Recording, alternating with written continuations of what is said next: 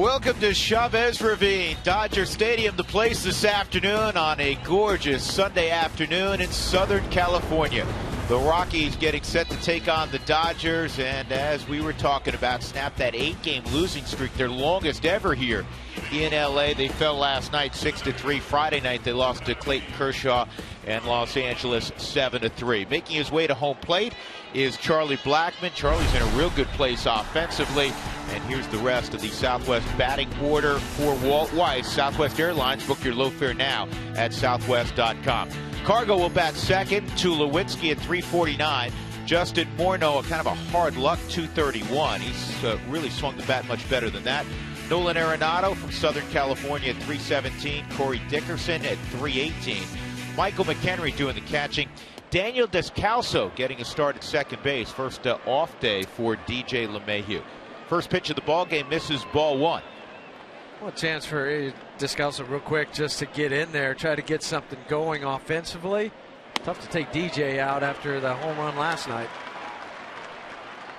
That pitch is in there. Brandon McCarthy, a tall right-hander who's a well-traveled right-hander who went to Cheyenne Mountain High School in Colorado Springs and Lamar Community College. Yeah, 6'7", 225 pounds, creates a unique arm angle after facing the slider Greinke last night, and of course the left-hander and Kershaw on Friday night. 1-2, and he snaps a curveball in the dirt. 2-2. He's pretty much a fastball curveball pitcher. He will cut the fastball on you, but his fastball is 94. He'll elevate it. He'll get a lot of strikeouts up in the zone. It's not like someone like a Chris Young. He throws harder than Chris, but they both try to get the strikeouts up. That just missed on the outside corner off the plate. Todd Tishner is calling balls and strikes this afternoon. Tim Welke's at first, Mike Everett at second, Tim Timmons at third, and that was indeed off the plate. The first couple of days, Dodgers were getting that strike, it seemed like. What is, to me, very surprising if you looked at the career numbers of Brandon McCarthy is the strikeouts. 19 punch-outs in 12 innings, just one walk. He's never walked people. But the strikeouts has never been part of his package. In fact, last year was the first time in his career he struck out over 100, and that's not a big number. Not today's era, anyway. And he has a strikeout to begin the ball game this afternoon. Well, you talked about the walks, just one walk. In fact, in the last 30 starts, dating all the way back to last April 22nd, he has not walked more than 2 batters in any of those games. So he'll attack you, he'll make you put the ball in play. But the strikeouts this year, he had 10 in his last start against Seattle. Most of the Rockies have good numbers matching up with McCarthy. Carr goes 3 for 8 lifetime. He fouls this pitch off. Talking to Walt Weiss before the ball game, he felt like Cargo is real close.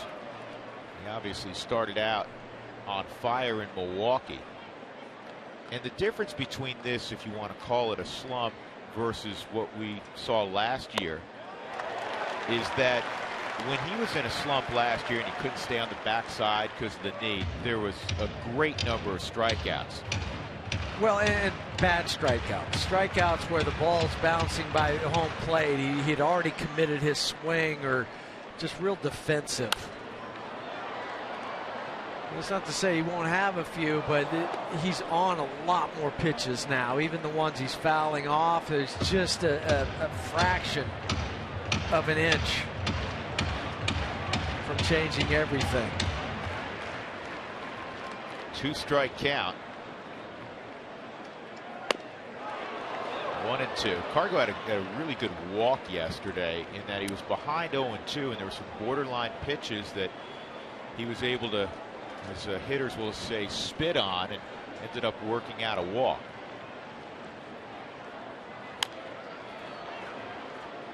Sometimes that's all you need as a hitter.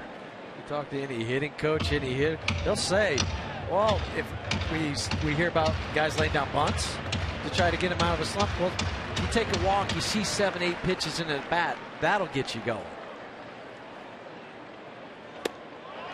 He held up. No swing. And that's the one you have to lay off today. That's a cutter in.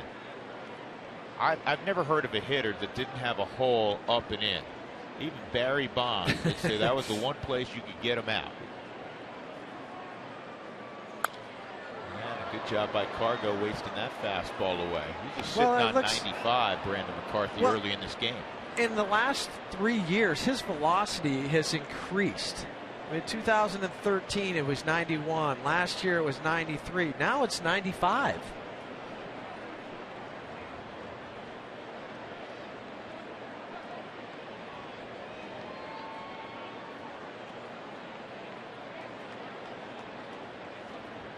Two. And this one toward the hole, and it'll sneak through. So Cargo awarded with a base hit on a broken bat. That was a good at bat for Gonzalez. With one out, he's aboard for Tulowitzki. Let's set the gloves for the Dodgers this afternoon. You'll notice as we show you the outfield, Puig, nursing that sore hamstring, is out of the lineup after being impactful last night. It's Van Slyke, Jock Peterson, Andre Ethier in the outfield. Carl Crawford out of there for the second straight ball game. He's had a little bit of a stomach ailment. Turner's in at third for Uribe, Rollins, Kendrick, Gonzalez. They're not taking him out of the lineup. A.J. Ellis doing the catching for Yasmani Grandal. And there's Scott Van Slyke, who is also one of the better extra outfielders in baseball. He can swing it. He's hurt the Rockies in the recent past. Tulo takes a strike. Troy yesterday, an RBI single in the first. Rockies broke out to a 1-0 lead against Zach Greinke.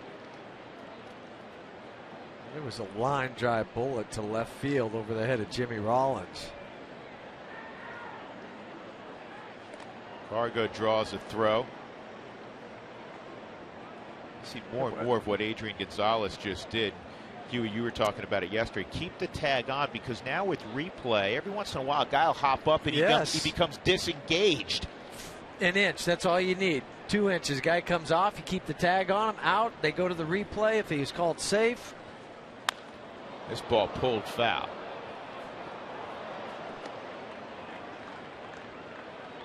It's going to be tough running early in the game because they just hammered this infield with water. It's supposed to be 75-ish today. Little bit of a breeze. They just soaked the infield. It's 76 at the first pitch. So hard running because your feet will slip.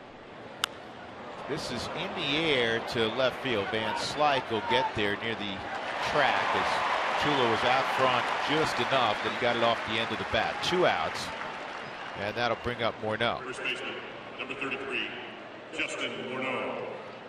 We'll talk about Van Slyke in the outfield. Puig sitting out. The Dodgers are off tomorrow, so that would give him 2 days before they play at San Francisco on Tuesday night. I was really surprised with the way he jogged home on a sac fly yesterday. I was late in the game. I was surprised he played the 8th and 9th innings defensively.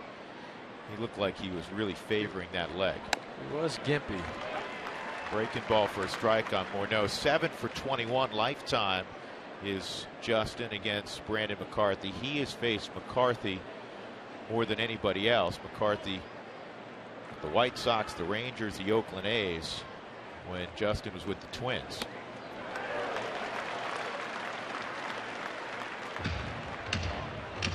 One of the rare times you'll see Morneau pull off a baseball.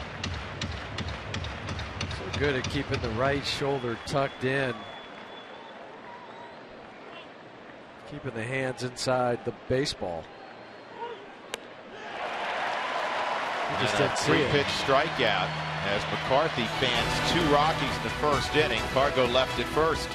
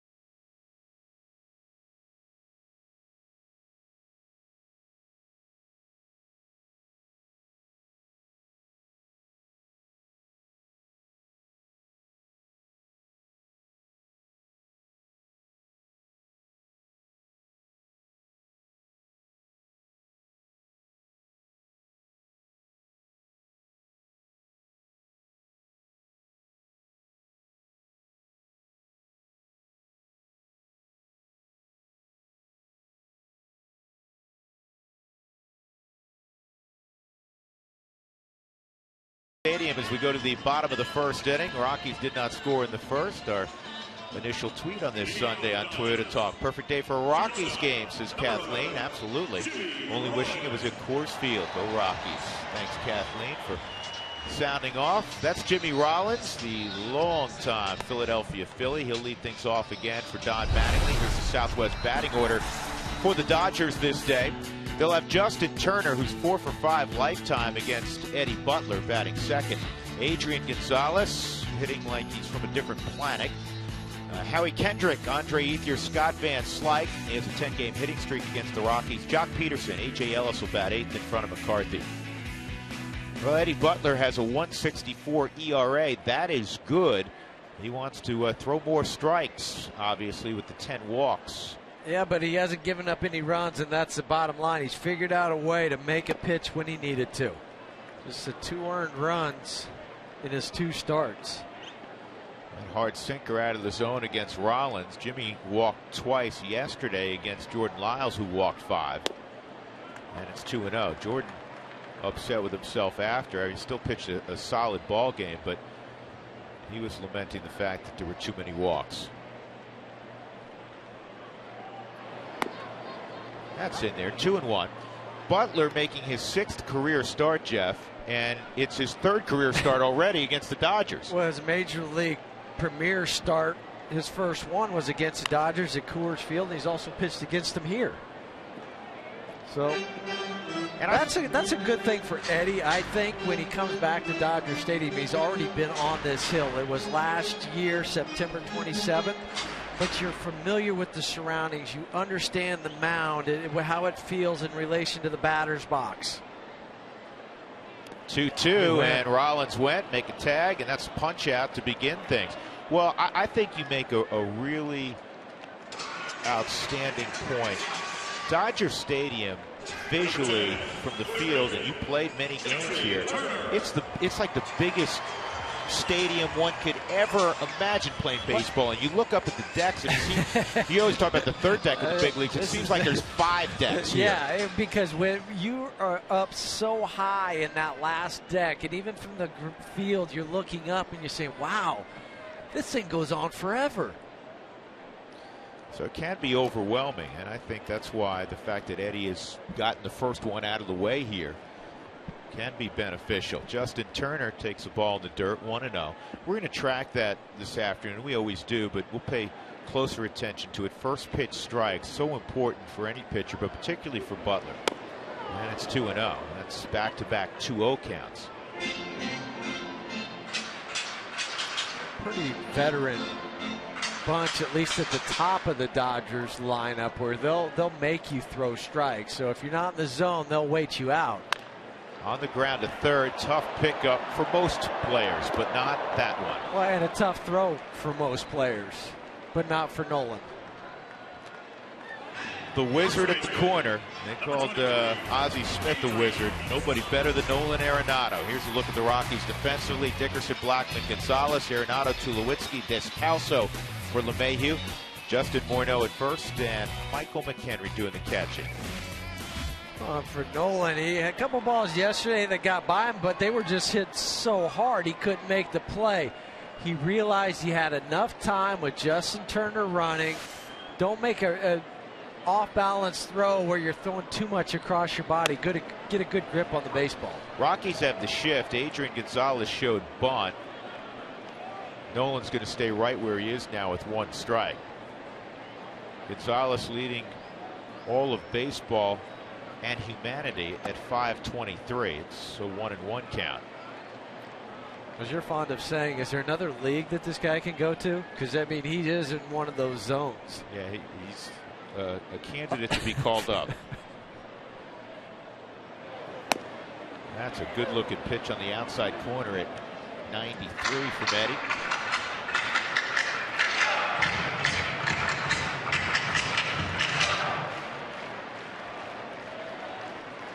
Gonzalez 1 for 4 yesterday, but he still drove in 3 runs. Checked his swing.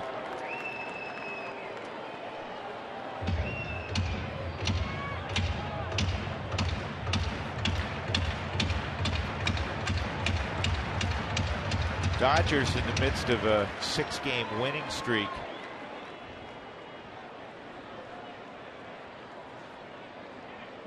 Two on the ground. Tough chance for Descalso. Nice pickup.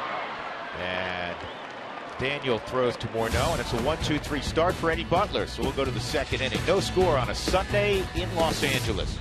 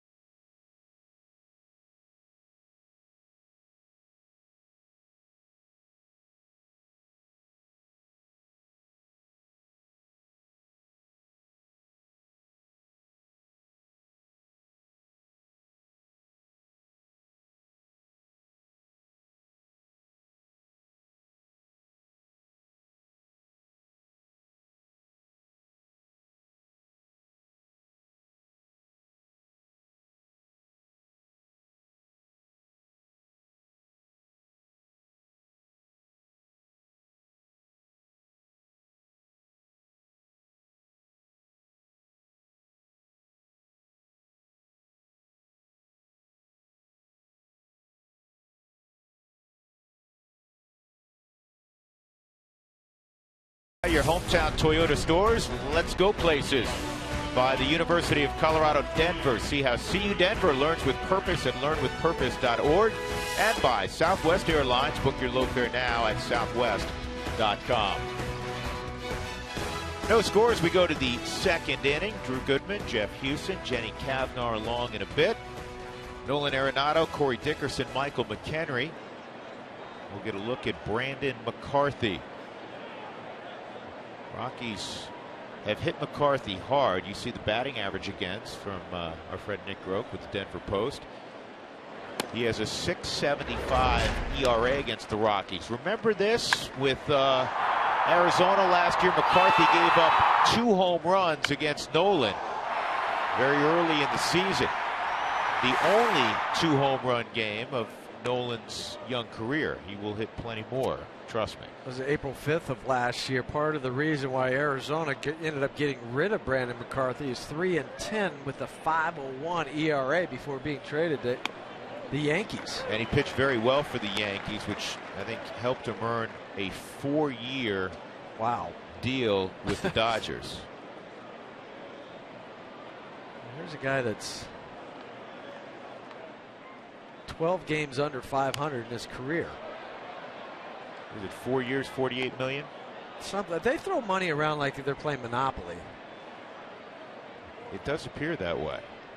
I mean, most teams live on a budget. The Dodgers, what they do, it's a visible ink.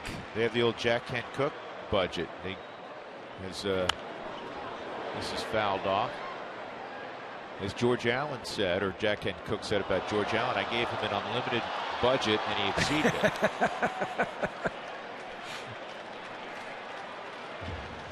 $270 million opening day. Listen, the Dodgers won 94 games in the division last year. They obviously did not capture a world championship, and they reshuffled their front office. I'll tell you about that in a sec. 1-2, and that's a line drive base hit for Nolan to right. That was a strong at bat, so Nolan leads off the second with a single, and it'll bring up Corey Dickerson. Andrew Friedman was wooed from Tampa with a whole lot of money, and he's now the president of baseball operations. Farhan Zaidi was named the general manager. He comes down after years with Billy Beane, and he's an analytics master. You mean a guy that has a science degree from MIT and a PhD in econ from UConn Berkeley? Yeah, those guys didn't have much to do with baseball, 30 years ago.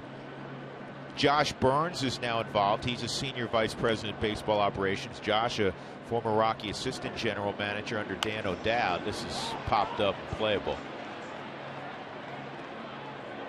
You know, Burns has been a general manager twice, so they have spent a lot of money on their front office. Ned Colletti's kind of taken more of a back seat, certainly, to Friedman, who's running the operation.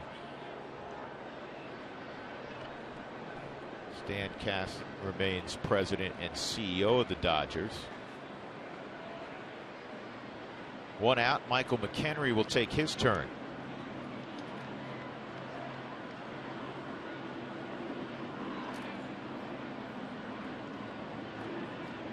McHenry had a pinch hitting AB last night.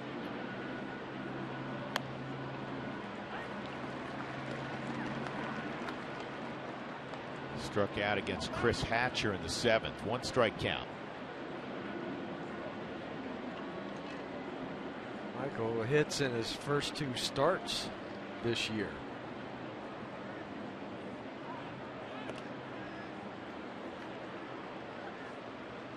The strikeout thing really is perplexing for a guy that's been around for a long time in McCarthy.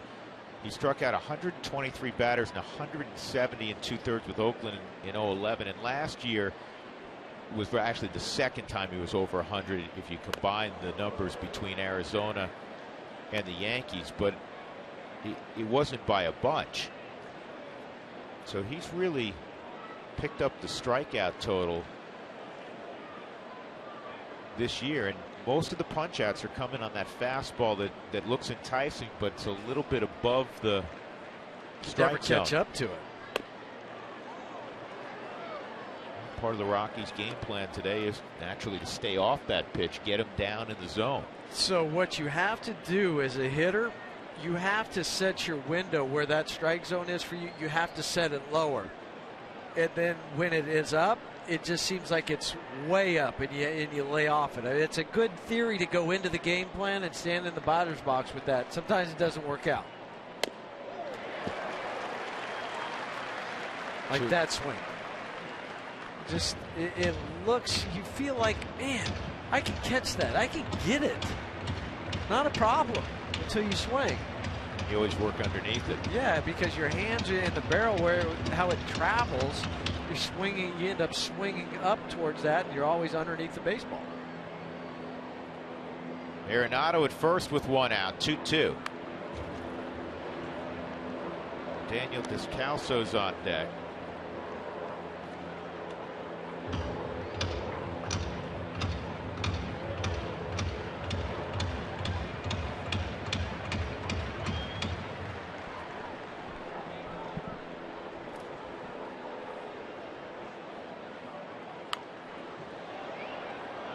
Brandon McCarthy went to Cheyenne Mountain High School. Markstadt was talking about that in the pregame show.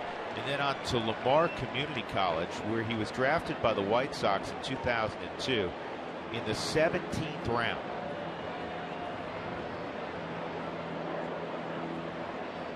And he got to the big leagues fairly quickly. He was up in 2005. A pretty good record at Lamar and what he did there. He's got a good pitcher's frame, as you mentioned, 6'7". You know, his second year at the White Sox, he almost exclusively worked out of the bullpen. 53 appearances, only 2 starts. It was after that point in time that he became exclusively a starter. Strike 3, according to Todd Tishner. That's 3 strikeouts for McCarthy. Towards strike zone, it appears that it might have been a shade inside. Daniel Descalso. That had some finish on it from McCarthy. But A.J. Ellis, one of the top receivers in the game, he held that for Todd to call it a strike. Now Descalso.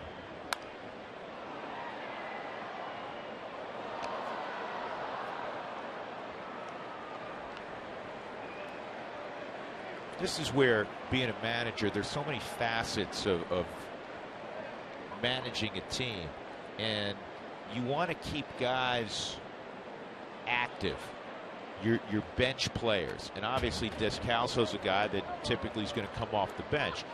But you can't ask him, hey, go win the game for me with this pinch hitting appearance in the 8th or 9th inning if you haven't played in 10 days.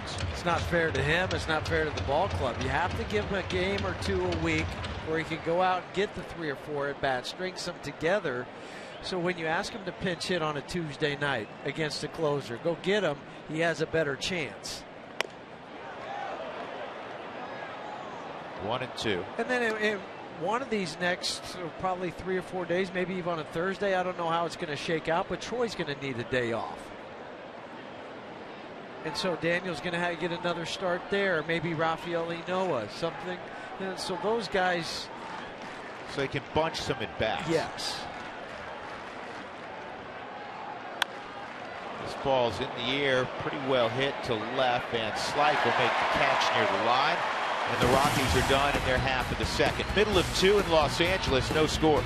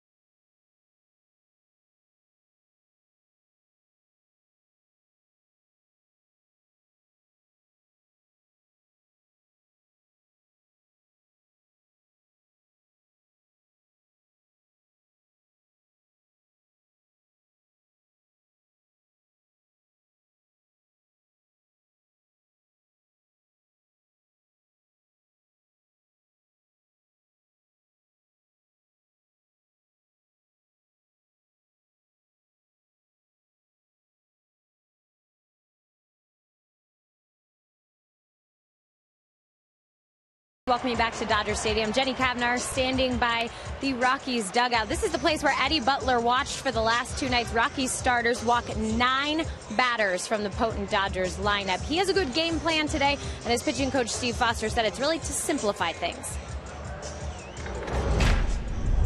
Eddie has great movement. He has tremendous movement and sync with his fastball.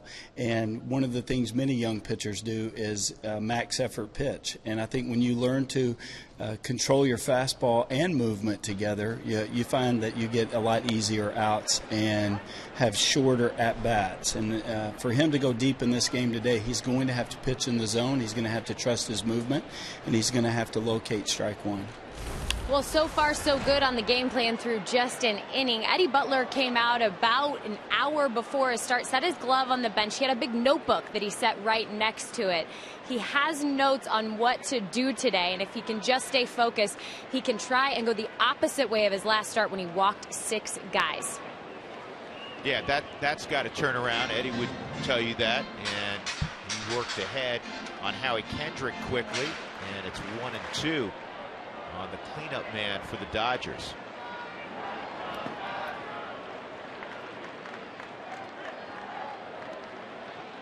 Well, so far 2 of 4, and the last 2 he's thrown a first pitch strike to, because against Rollins and Turner, maybe some nerves to start the game. Sure. He started out 2-0 on both of those guys, but he had a 1-2-3 first. Here's the 2-2 on Kendrick, and that's a base hit. Howie Kendrick, he's been overshadowed by Adrian Gonzalez, but their line drive percentage coming into today, and the league average is usually around 21%. take all the players, about 21% of the balls off the bat are line drives as opposed to fly balls or ground balls, obviously. Well, Adrian coming into today, 38%. That's not a surprise when you're hitting well over 500. Have been line drives. Kendrick even better at 39%. It'll go up after that line drive single to center. Here's Ethier. Just reading a piece in the LA Times today, and they were talking about the Angels and their lack of offense. I mean, Pujols is hitting 171, I believe it is. They miss a guy like Howie Kendrick. He's a steady Eddie guy. And Trout's going to do his thing. But to have another guy like Howie gone, it just makes your offense so up and down. Well, Albert had a terrific year last year. Bouncing back, kind of an injury-riddled 2013. Albert's going to hit. At some point, yes, it drops off. But they're also missing a guy they paid a boatload of money to, figuring he would be in the middle of that lineup, and that's clearly Josh Hamilton.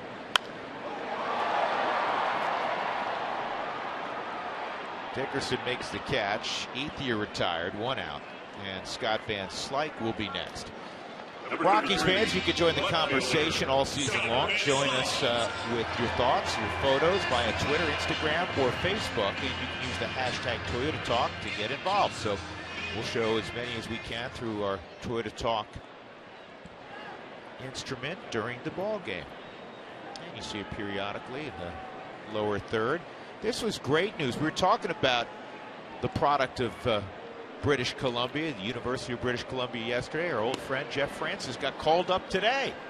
So he's going to Toronto. Talked about him last night with the 2002 draft, where Jeff was taken, and the guys that made it and didn't make it. Couldn't be happier for him. No, he's one of the all-time greats. Good guy. 1 strike on Van Slyke.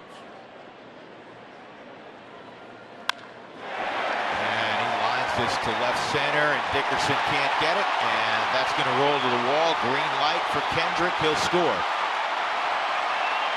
Van Slyke hurt the Rockies a bunch last year, and he burns them right there. Well, he's hitting 11 straight now against Colorado.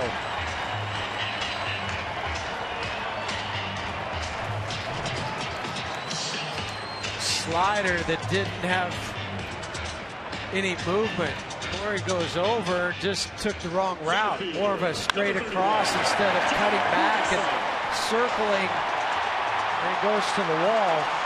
It's not going to go down as an error. It'll go down as a double. But those are the little things. Like last night, the double play wasn't turned. It didn't go down as a double. I mean, a double in air, but you didn't get out of the inning. And here today, it should have been a single. Instead, it goes to the wall and it's a double. The only guys with longer hit streaks against the Rockies, the injured Hunter Pence, and the guy the Rockies will see Monday through Thursday, Justin Upton, now the Padres. That's low on Jock Peterson. And here's, again, part of the education of Eddie Butler. All right, he gave up a run. There's 1 out. Shut it down from here forward. Don't allow the Dodgers to put a significant number up in a frame.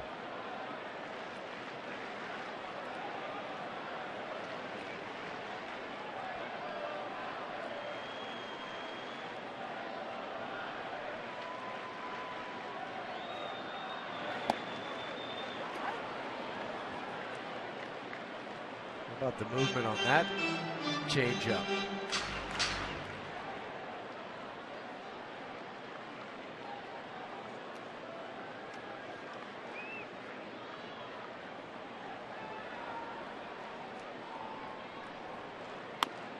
Another strike, this time with the fastball, and it's 1 ball, 1 strike.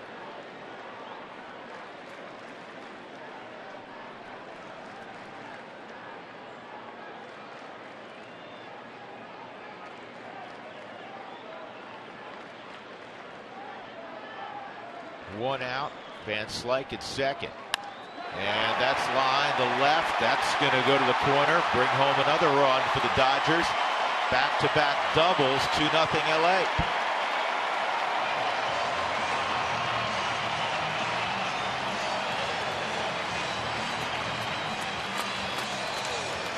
just increase their major league lead in extra base hits.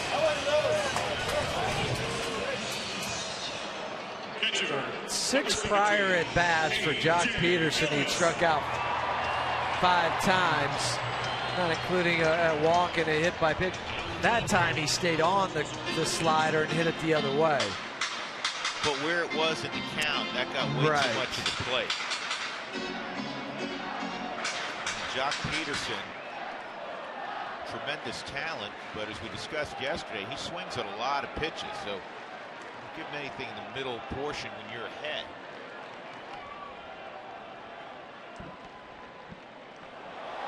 And they got Peterson hung up.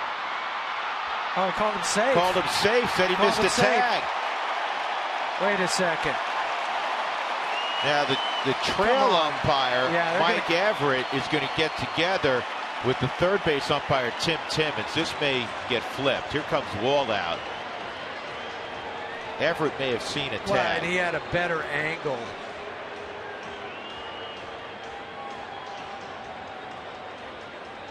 Or did he dive out of the baseline? Now they're going to get everybody together. I think that's what Wall is going to argue with Nolan. Nolan's pointing to where Peterson had to go to get out of the baseline.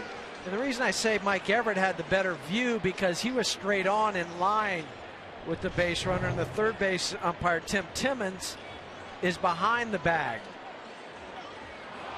Out. They just indicated out as we look at the replay. And now Mattingly will come out. Now let's see. Yeah, I mean, that's out of the baseline. And you know what? He tagged him anyhow. So he's out twice.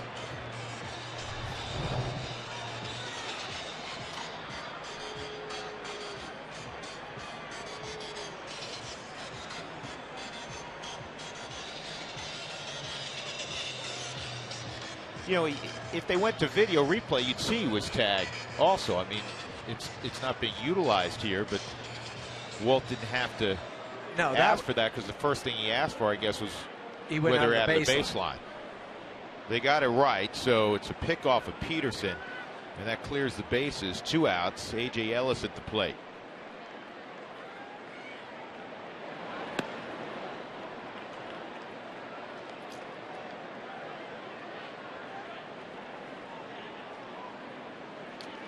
Ellis 0 for 10 so far this year.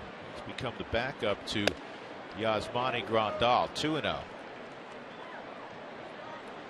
AJ struggled last year with the bat, hit just 191. He was on the disabled list a couple of times, knee and ankle issues. He's been with the Dodgers since 2003. Yeah.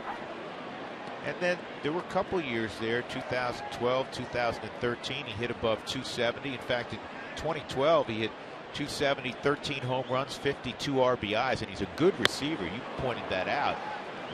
Those are really good numbers these days for a catcher. Reminds me of Henry Blanco. You know, Henry towards the end of his career was a guy that was known as a good receiver. Bat had slowed down. Line drive center field right at Blackman, and that ends the inning. There were a couple runs on 3 hits, a pair of doubles for the Dodgers. They take a 2-0 lead as we go to the third.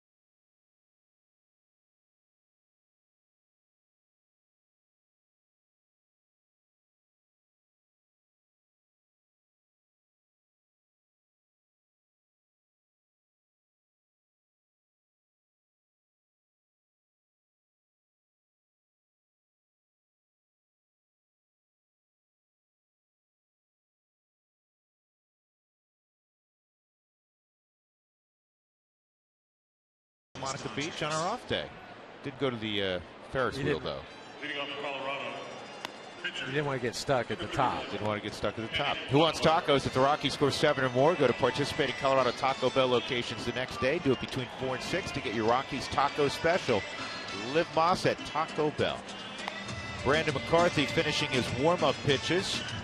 Also, here's the miraculous thing. From downtown, I made it in less than a half hour. Down there.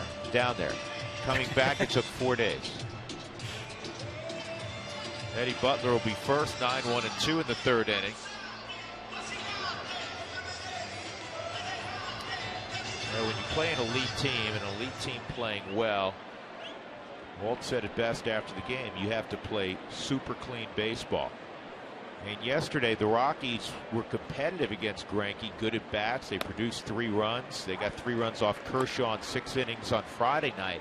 But the Rockies weren't clean enough on the other end of things. The walks, you didn't get a put-down inning both nights when the Rockies had gotten within a run. That's a good idea. See if Eddie can beat this out. Nope, McCarthy beats him there. Good idea by Butler. Not bad at all. Nope. And you make Brandon McCarthy sprint 30 yards. Yeah, but if you push it toward Howie Kendrick, that's when you get the indecision from Adrian Gonzalez. Number 19. But now McCarthy has to get over. He comes off the mound, almost hesitates, stops. So Blackman will take his time getting to the plate with 1 out. You know, the double play that wasn't turned last night by DJ, and he was kicking himself afterward, even though he came through with a big 2-run home run to get the Rockies to 4-3. Unfortunately, Brooks Brown, who's been terrific, he'd retired 14 of his first 16, had a tough inning, gives up 2 runs. But if you're going to beat a team like LA, especially here at Dodger Stadium, you have to play near perfect baseball. You never play perfectly, but yeah, we were talking to Walt about it this morning. He just said there was 2 innings after you scored, you hit home runs, you're back within 1. You didn't have the shutdown innings that you needed. But that being said, you look at the at-bats in the offense against the Clayton Kershaw and last night Zach Greinke. They made them they made them work. It wasn't like we've seen at other times when you come out to LA. Those guys had to battle through their starts. Well, how about Zach Greinke, Jeff, after the ball game? He said this to a reporter. That's probably the toughest lineup in the National League. That's a big tip of the cap. Huge. 2-1. Breaking ball's high, so it's 3-1. Charlie works into a favorable count against one of the premier strike throwers in the game. Again, he does not walk people. Not this year, just 1, and not in his career. He just walked his second. Good at bat from Blackman. So with 1 out, he's aboard. And Cargo, who has one of the Rockies' 2 hits, will come to the plate.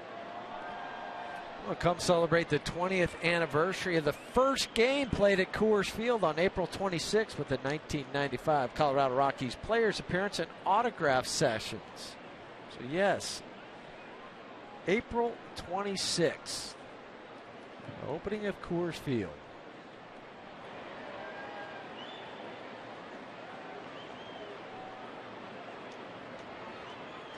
Cargo had a really good at bat his first time.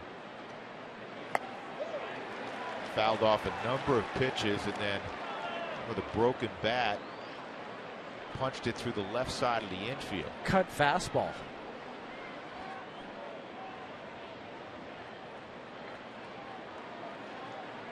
Outfield straight up and deep.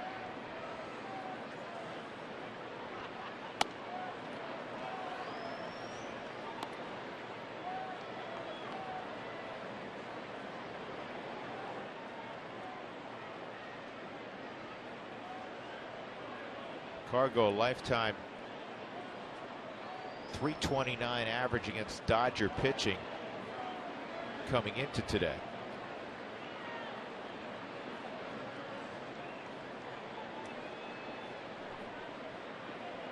The last at bat to Carlos with the cut fastball. If you can drop those hands in and bring them in close enough, even if the pitch is up and in, you can fight it off the other way.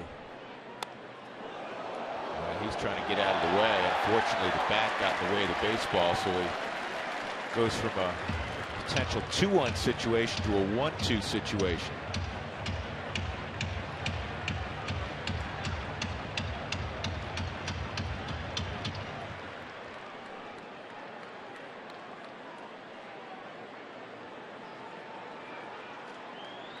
There goes Blackman outside. Ellis's throw. Out. And he's out because he slid into Jimmy Rollins' foot. That's not a plan that I would recommend if you're Jimmy Rollins. I tried that one time and had a guy slide in and break my big toe. This time, Charlie slides right into his foot. Yep. And then it keeps him from going into the bag. And it's not illegal. No, it's not. But you don't see guys doing that. Jimmy's still hopping. Yeah, Pat Kelly of the Yankees slid into me, broke off a piece of bone into my big toe. I had to have surgery the next day. Ouch. With 2 pins put in. Done I for will a tell you, while. I will tell you this. That's the last time I put my foot in front of the bag.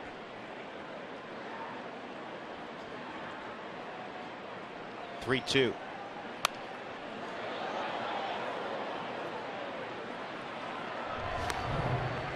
Watch the slide. He got spikes going into the instep. Yeah, that's That brings dangerous. flashbacks back to me.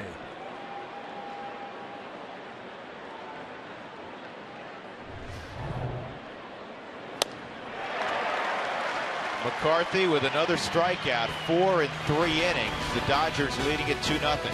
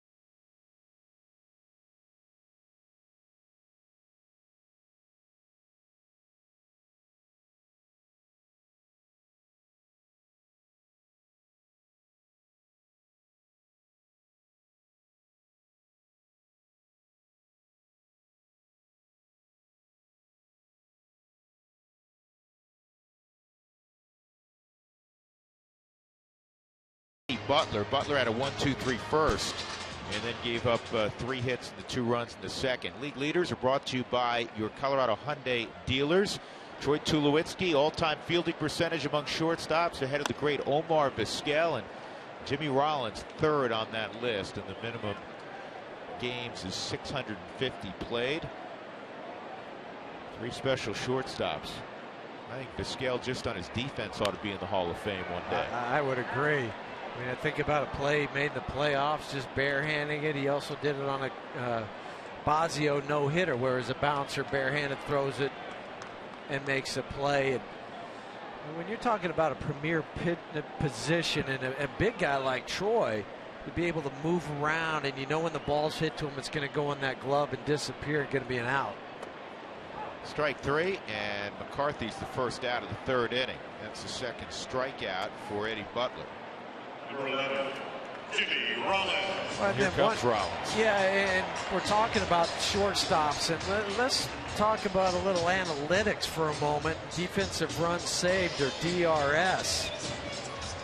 The definition, you can read it on the screen there, but it indicates how many runs better or worse a player has been relative to the average player at his position.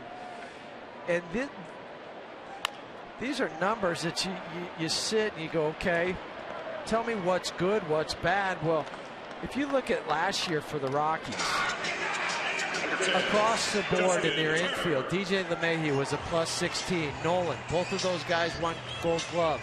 Troy's would have been higher if you'd have played +7. Morneau +8.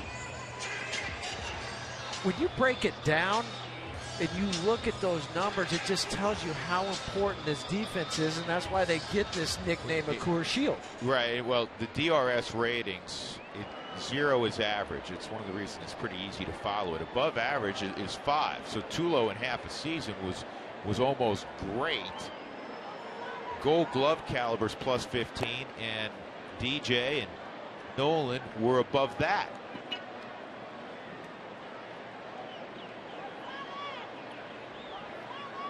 That's how good this, at least an analytical, if you want to get into an analytical conversation and use that metric, it gives you, further proof, if you will, of how good this defense is.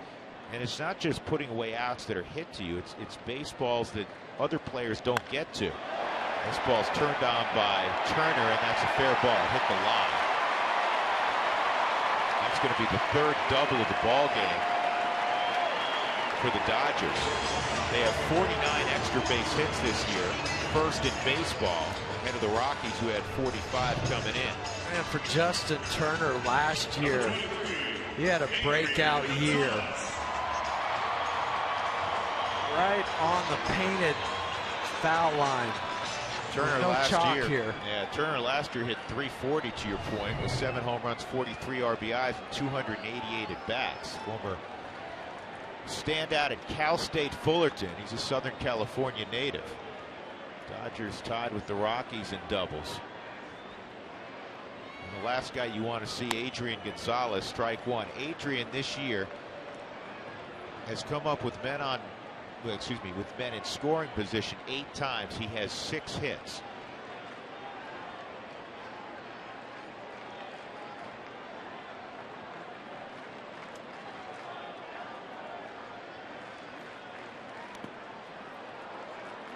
It's real tough to find a hole in Adrian's swing. If you're looking at it from the pitcher's perspective, you think, well, he stands off the plate. He likes to try to get his arms extended. Maybe I can get inside on him. Nope, because he'll hit that one. If it's away, he'll take it the other way. He's not thinking about anything, but his mindset is hit it hard. Butler beat him with that fastball at 95. And this is just within the strike zone. It doesn't matter whether it's high or low, just anything in the strike zone for Adrian Gonzalez. We saw him take a pitch against Kendrick the other day that was even off the plate that he hit for the double to left field.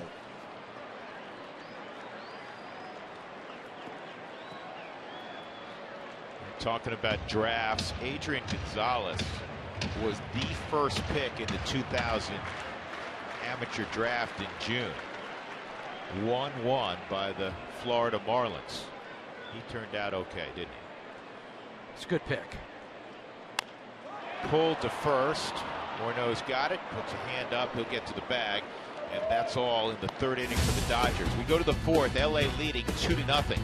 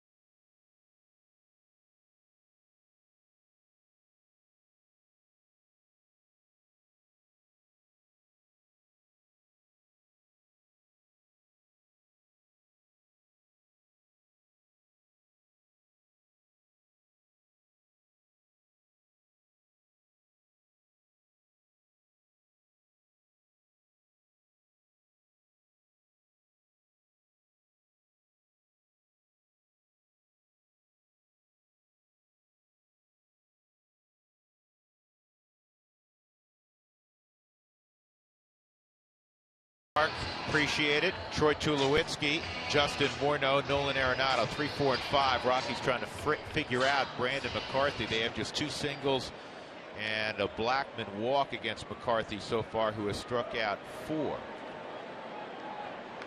Tulo hit a fly ball to left field his first time up. Well, you wouldn't expect that. Eddie's actually thrown 9 less pitches than McCarthy. That's a good sign. This is going to be an easy play and right for Ethier.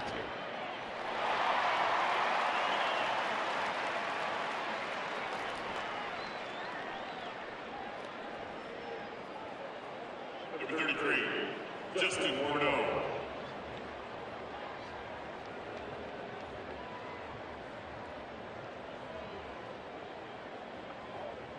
Morneau struck out on 3 pitches his initial at bat. That at bat just didn't look like he saw the ball out of the hand at all from McCarthy. Dodgers put a shift on. Rollins on the right side of second base.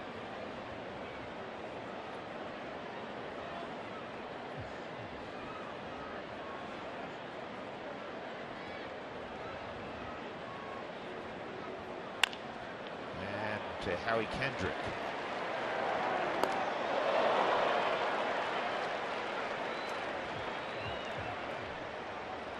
2 outs. Arenado, he singled to right, a line drive.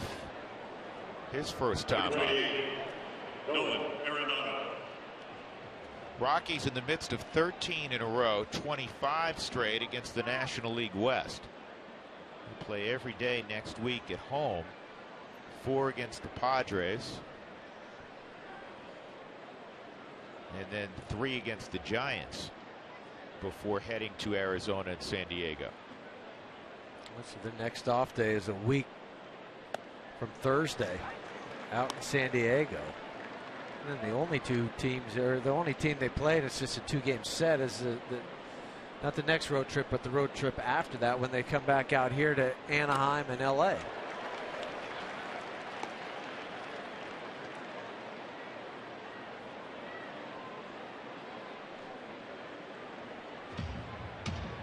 Oh, 2 on Arenado.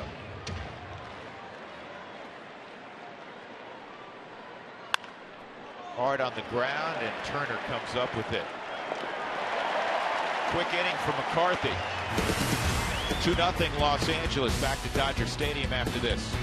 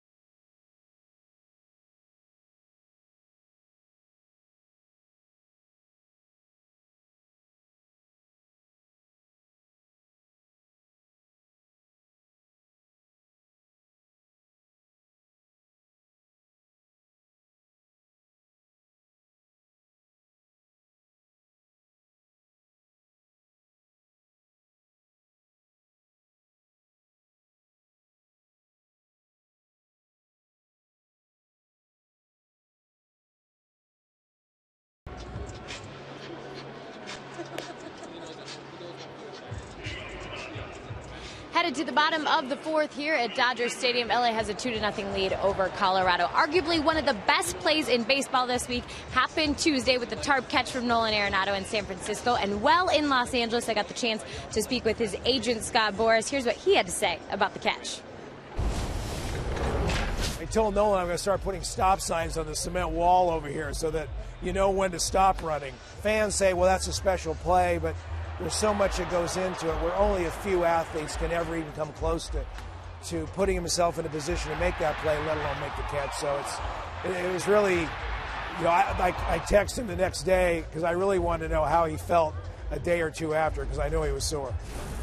And of course, we know Nolan was sore too, and he said he was really going to try and avoid plays like that. But here on Friday at Dodger Stadium, Nolan tried to go catch a foul ball in the stands again. And, well, his agent wasn't here to witness that one because he was watching another one of his clients, Chris Bryant, make his debut in Chicago. Guys?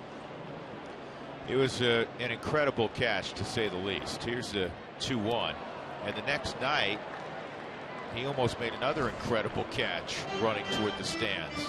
Ball glanced off his glove, and he was really ticked off he didn't pull that one in. 3-1 on Kendrick.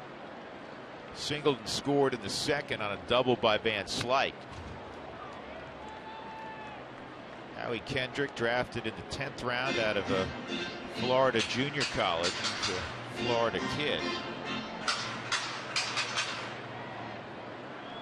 Whole career in the Angels organization. So this spring training, the ground to first. You know, Eddie's given up a couple hits in that second inning, but he seems more composed in this outing than he did in San Francisco. And of course, he was able to pitch around all those walks and get the big outs, double plays turned behind him. But you know, he's down 2-0, but the composure level seems to be better than what it was in his last outing. And even that last pitch to Howie Kendrick, that was just his first 3-ball count of the afternoon. And he comes back and he gets him to Q1 to first base. So, yeah, you give up the couple doubles back to back, that hurts you, but you were able to get out with that caught stealing of Jock Peterson, fly out, so there was no more damage in the second inning.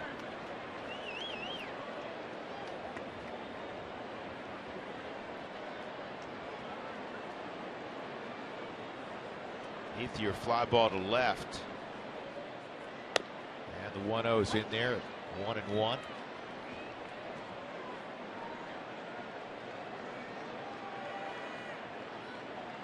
I like the way he's just getting the ball and right back in. His motion. The tempo's good. Yeah, right it? on the hill. It catches the ball. Little swipe in the dirt on the mound. Here we go.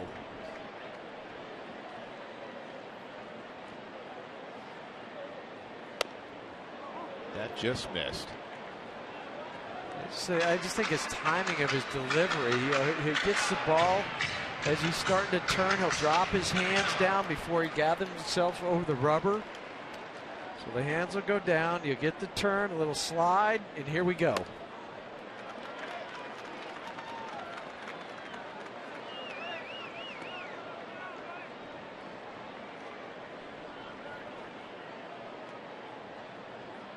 Three and two on Ethier. Left field, long run, Dickerson near that corner, and it fades out of play. Nice catch. You always bring your glove.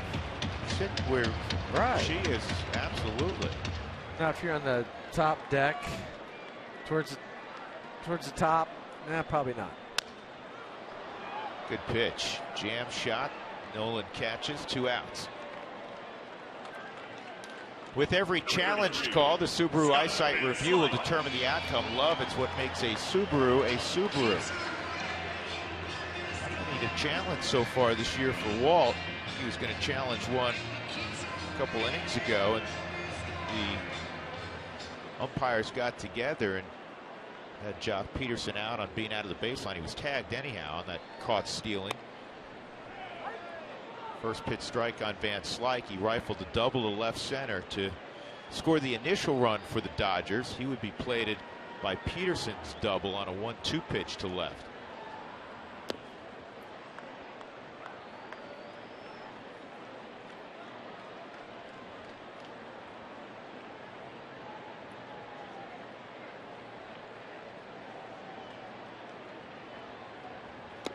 Boy, that's a nasty pitch. Slider dove to the dirt. Looked like it was going to be about thigh high. And that's what Van Slyke thought too with his swing. The rotation coming out of the hand and the bite 12-6 over the top. I like that he went back to it. Good call by McHenry. 2-2. Yeah, with the belief until they prove that they can lay off it, throw it again.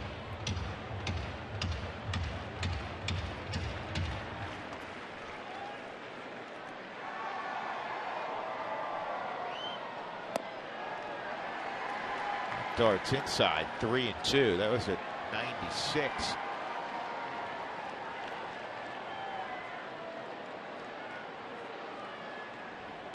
See you later. Great inning from Eddie Butler. 2 real good innings back to back.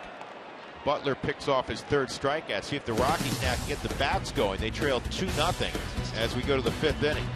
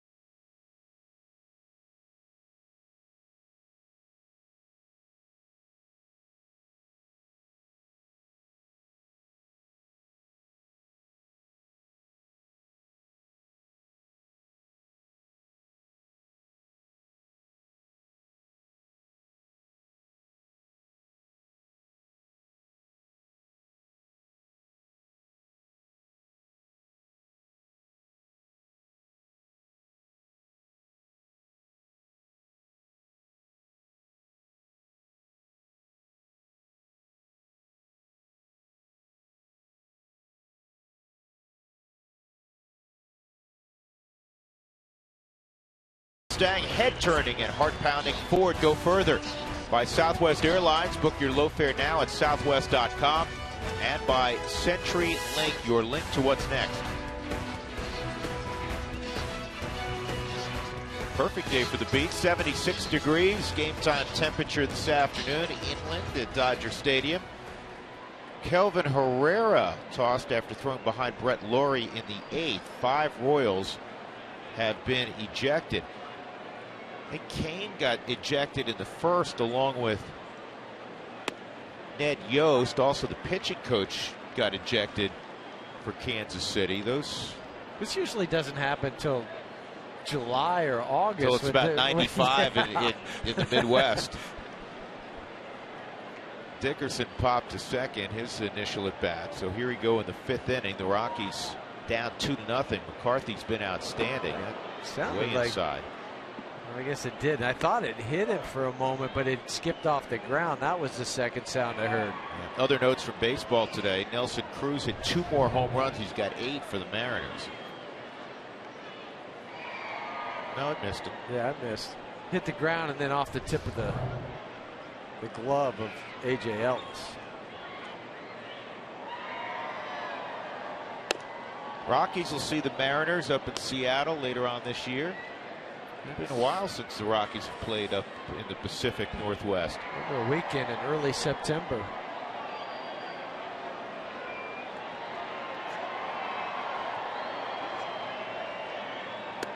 Three and 1.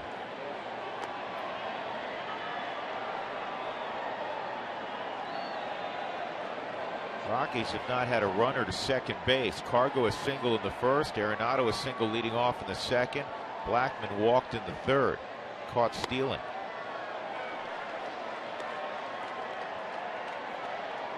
Corey thought that was out of the zone.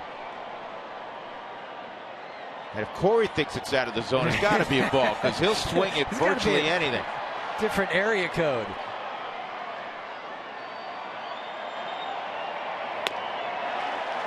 He doubled up in the same location. Swings look a little bigger today. A little, and you'll do that with the fastball that's up. It makes it appear bigger. Hey, the first 7,500 fans tomorrow receive Rockies rewards coupons with offers from Papa John's, Floyd Barbershop, Rio Grande Mexican Restaurant, New Amsterdam Vodka, the Tavern, the UPS Store, and Uber. Tickets for this game are available at any Rockies ticket outlet.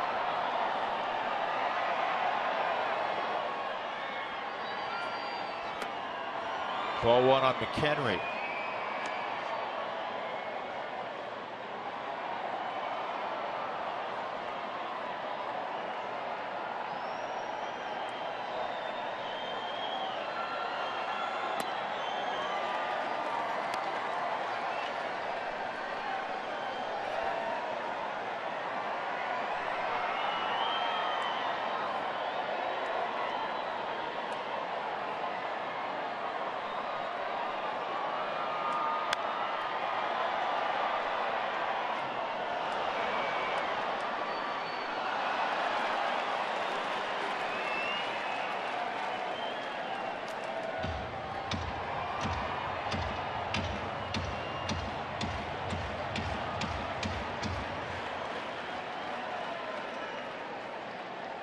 Five in a row retired by McCarthy. 1-2.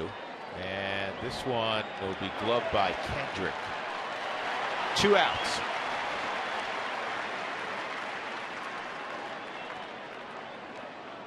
Number 3, Daniel Descalso. Descalso getting the start at second base. Fly ball to left field. 0 for 1. Spent a long time yesterday before batting practice conversing with his old hitting instructor with the Cardinals, Mark McGuire. Descalso went to Cal Davis. So many colleges, universities, junior colleges, all over California. And that's why there's so many guys that come out of here.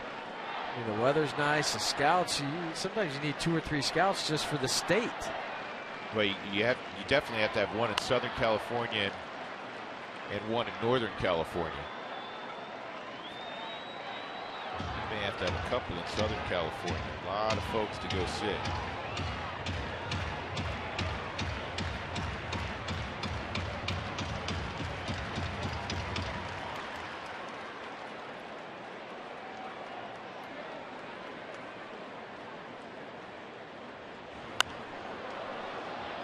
Rockies have a number of players born in California. Arenado, as you're aware, down in the Newport Beach area. Christian Bergman, Altadena, not far away. Tyler Chatwood from Redlands, not that far away.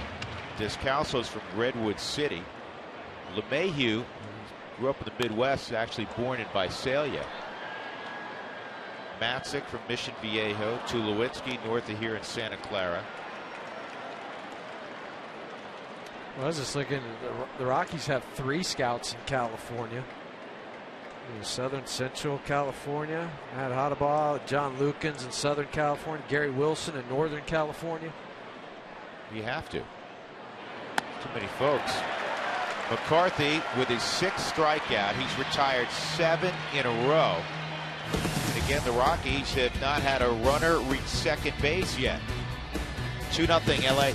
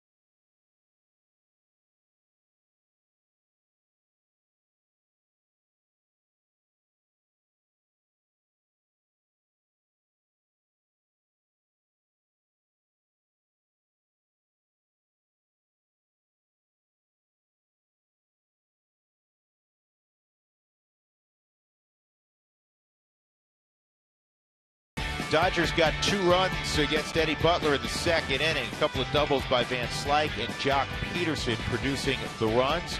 Other than that, Eddie's pitched well. 6 walks in his last outing. Hasn't walked anybody thus far this afternoon. And he'll have the bottom third of the Dodger order here in the 5th inning. The pitch count, actually, when you're not walking people, is way down as well for Butler. Problem for the Rockies today. They got after Kershaw a little bit. They got after Greinke a little bit yesterday. They've done next to nothing against Brandon McCarthy. Limited to 2 hits and a walk. That's a swing. It's 0-1 on Peterson. Eddie got ahead of Peterson last time up, and then he left a slider on a 1-2 count in the middle of the plate, and Peterson lined it down the left field line for a run-scoring double. Talking about California products, Jock Peterson out of Palo Alto, near Stanford. Dad got 8 games in with the Dodgers in 1981. His dad, Stu, 1-2. It's a special feeling for his dad after wearing the big league uniform and of the Dodgers that his son's playing for the Dodgers. Boy, that's interesting with 2 strikes. That's a D. Gordon move. I was going to say that last time I saw that, it was with D. Gordon here when he tried it twice in one game. Well, the Rockies shifted with 2 strikes. When the count went to 1-2, Arenado dropped into kind of a shortstop mode, and Tulo went to the right side. But I mean, this is a guy who can, hit it 500 feet. Bunning's not in his repertoire. I have a feeling Mark McGwire and Don Mattingly are going to put their arm around the kid and say, you know what, not a good play. But the Rockies are glad he did. Yeah.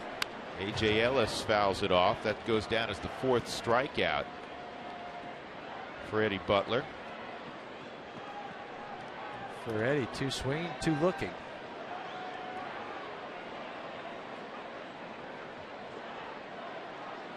Well, make this a quick inning. Get Ellis, then you have McCarthy.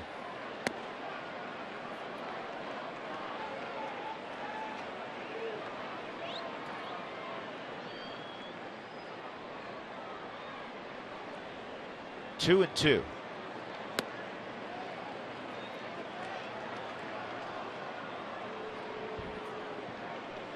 Actually, the scoreboard was wrong. It's a 2-1 count.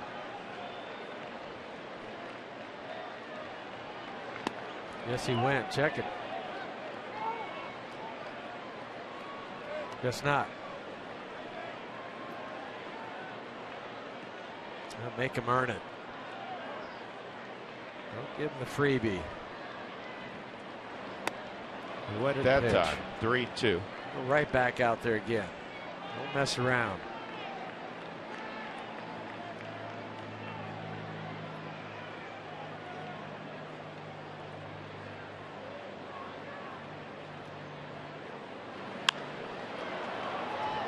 Playable. Long run to Calso, can't get it, and it hits fair. This is bad luck because that was a good pitch. Well, A.J. Ellis now has his first hit of 2015. Hard, boring, sinking fastball in the hands of A.J. Ellis.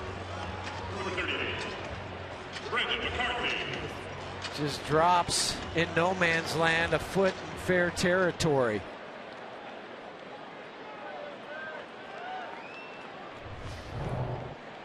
You couldn't have walked it out there and placed it any better than AJ did. McCarthy pulled the bat back. It missed, ball 1. If he bunts it hard, you have a chance for a double play. A slow runner at first, not a particularly fast runner at the plate, McCarthy. Good bunt, though. That was a good bunt.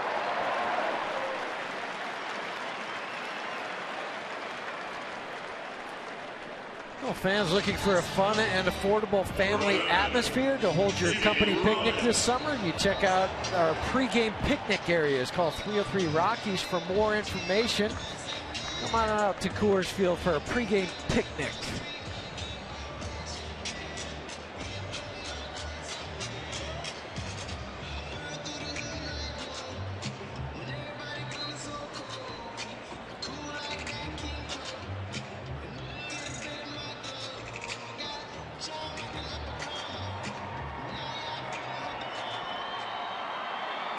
Jimmy Rollins, who strike out and a ground ball to second.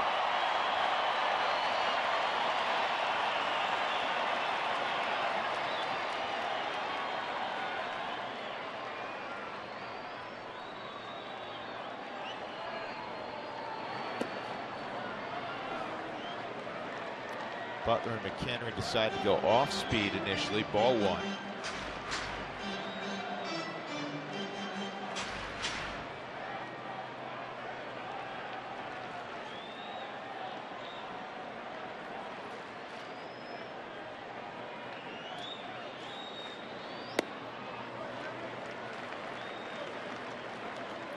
And 2-0.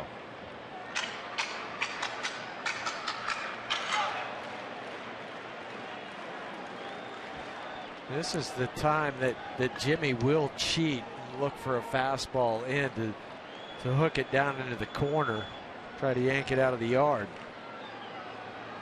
See if they throw him a changeup.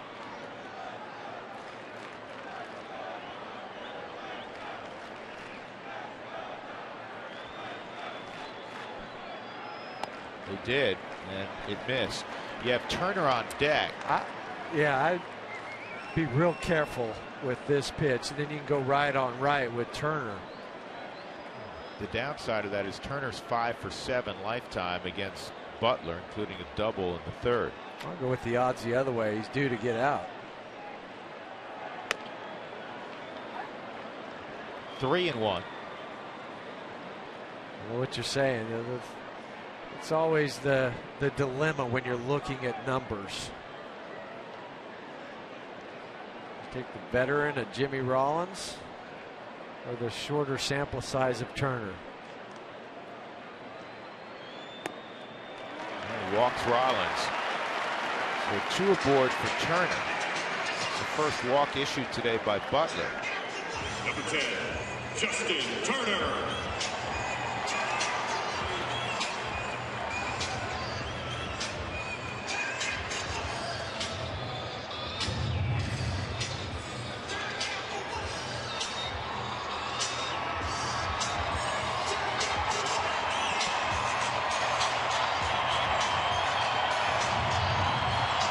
Turner hit .448 against the Rockies last year.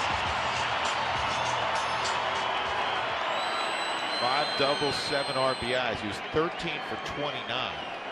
Right, he hit .365 inside the division in a part-time role.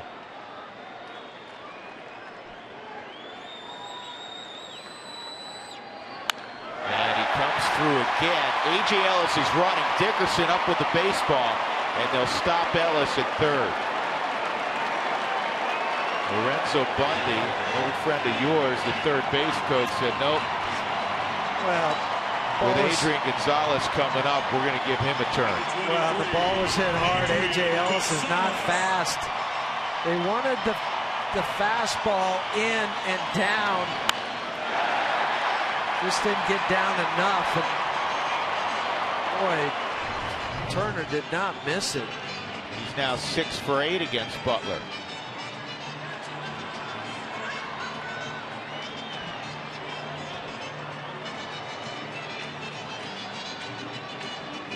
I think this is a smart time to go to the mound for Steve.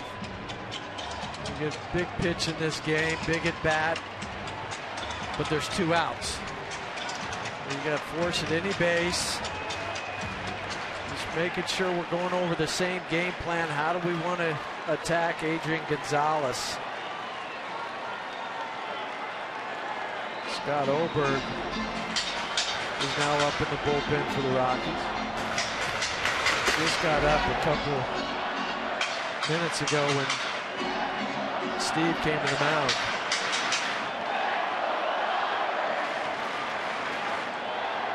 Obviously a huge moment in this game. Dodgers up by a couple of runs with Adrian Gonzalez at the plate. I mean, you're right there, even though you haven't done anything offensively. If you give up one in the gap and it turns into 4 or 5, it makes it a real tall order, especially the way McCarthy's dealing.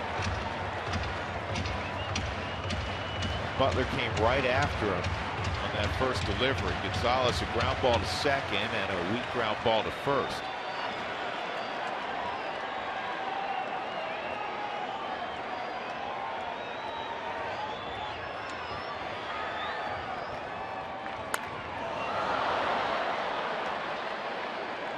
Had 0-2 on Gonzalez. Yeah, 97 on the last fastball.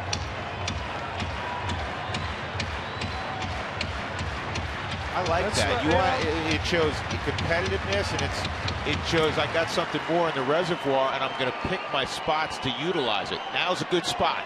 Right, and if you can even go a little higher for Adrian Gonzalez, get him to chase. Yes. Just worry about bouncing something. I know you got to block it as a catcher if you call it. He went 97 again, and that was well located. A lot of run. See how much that ball ran off the plate from where Michael had set up? You know, that was reminiscent when Ubaldo really had it going with the Rockies. You'd see those high 90s with a lot of movement. That's what Eddie threw up there. Bases full of Dodgers with 2 outs. 2-0 LA in the bottom of the 5th.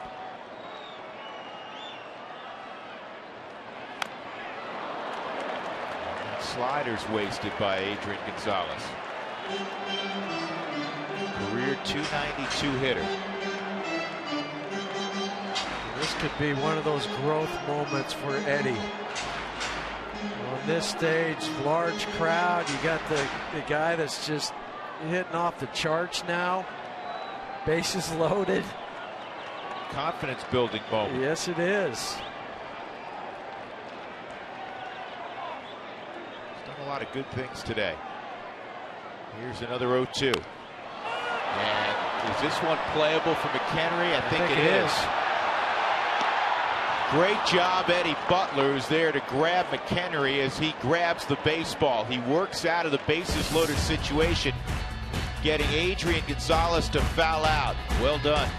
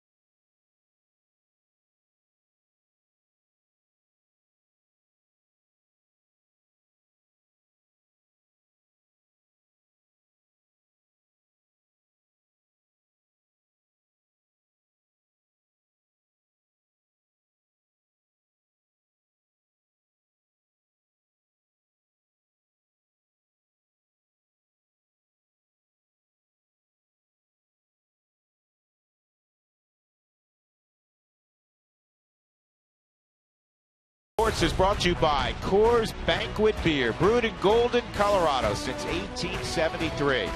By Xfinity, your home for the most live sports. And by Tavern Downtown. Visit Tavern Downtown after Rockies home games and get a 2-for-1 draft beer with your same-day ticket.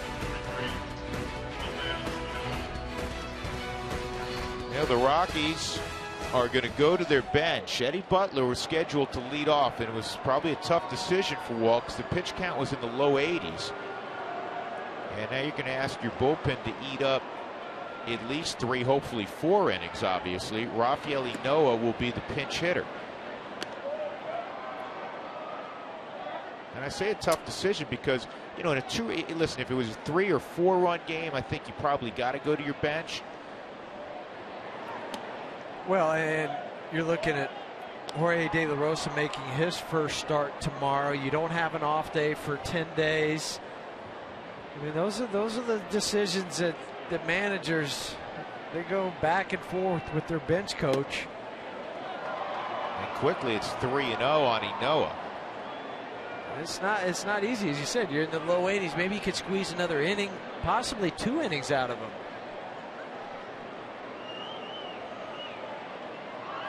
But he could also be saying, wait, that last inning, I mean, that was a high pressure, high leverage inning. They're not easy decisions, and managers have to first guess.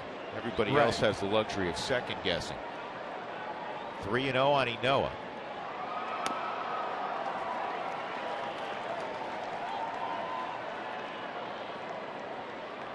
McCarthy's retired 7 in a row. Blackman the last to reach with 2 outs in the 3rd on a walk. And there's another walk. So a leadoff walk for the pinch hitter Rafael Ynoa. Number 19, Charlie Blackman.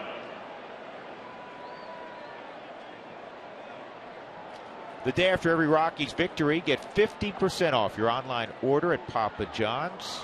Use the promo code ROCKSWIN at papajohns.com.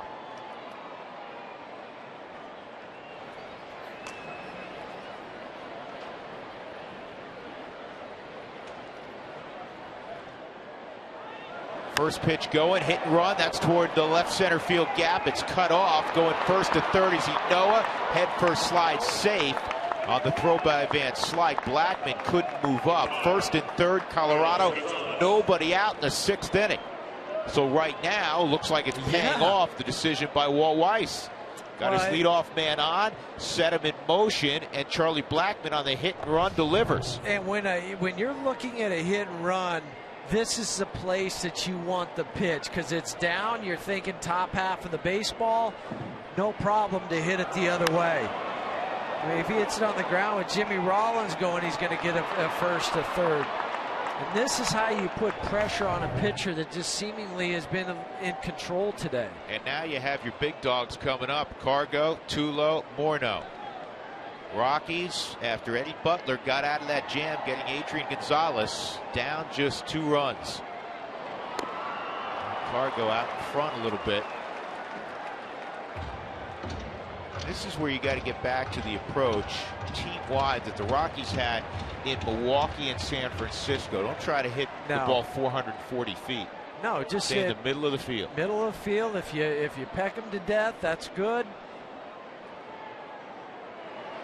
I mean, just think about hitting a ball to the opposite field or to center field, because you know, as a defense, what are they going to do? They're going to catch it and just throw to second base because they have the lead. But you get your 1 run in. You stay center too. You hit one in the gap, you might drive in 2.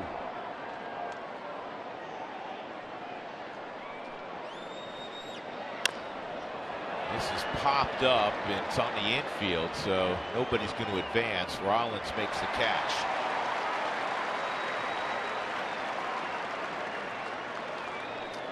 Tulowitzki, a fly ball to left and a fly ball to right. Number 2, Troy Tulowitzki.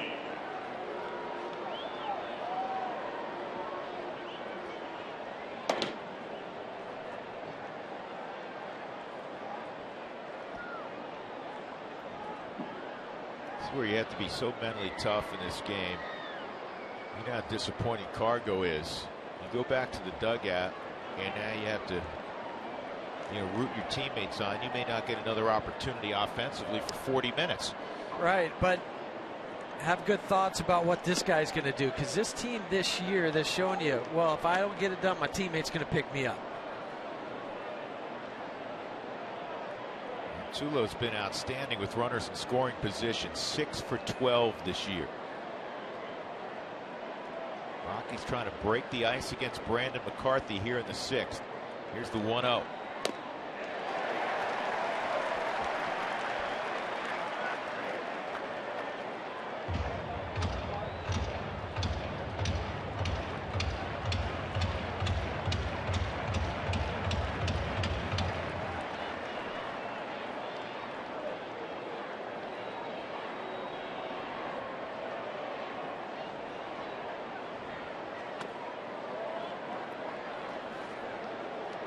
Where Troy's really improved, Jeff, especially last year. That first half, we talked about it so frequently, slowing down the big at bats. Yeah, he really turned the corner last year with these at bats,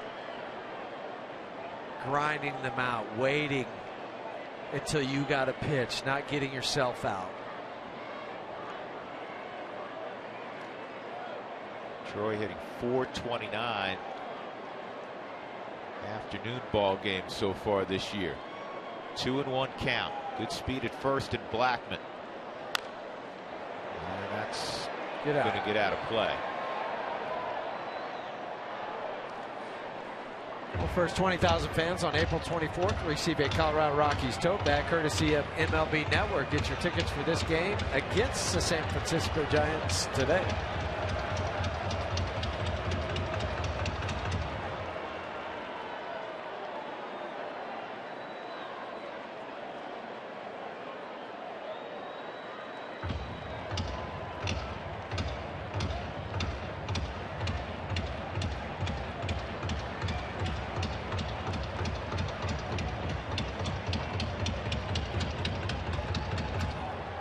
See if Charlie takes off on the 2-2 count. They have been part of the conversation A.J. Ellis just had with Brandon McCarthy. Not going. Good coverage there by Tulowitzki. That was a tough pitch.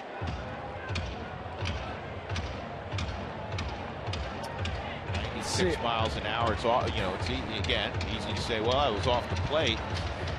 96, you don't have time to decide for too long. Yeah, because there's only, a baseball or so off the plate.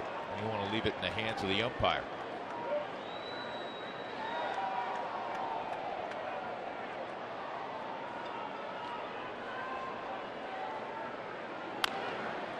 This is pop foul, out of play.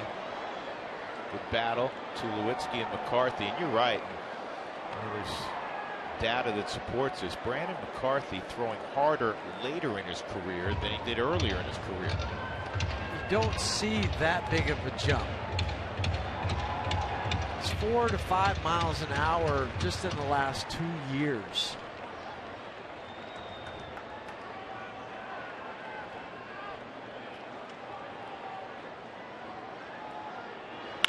Back up the middle, glove, McCarthy, bad feed, but they still turn it over. Now, Jimmy Rollins gloved it and was able to get it to Gonzalez. The Rockies at first and third, nobody out. The right guy's up, and they do not score.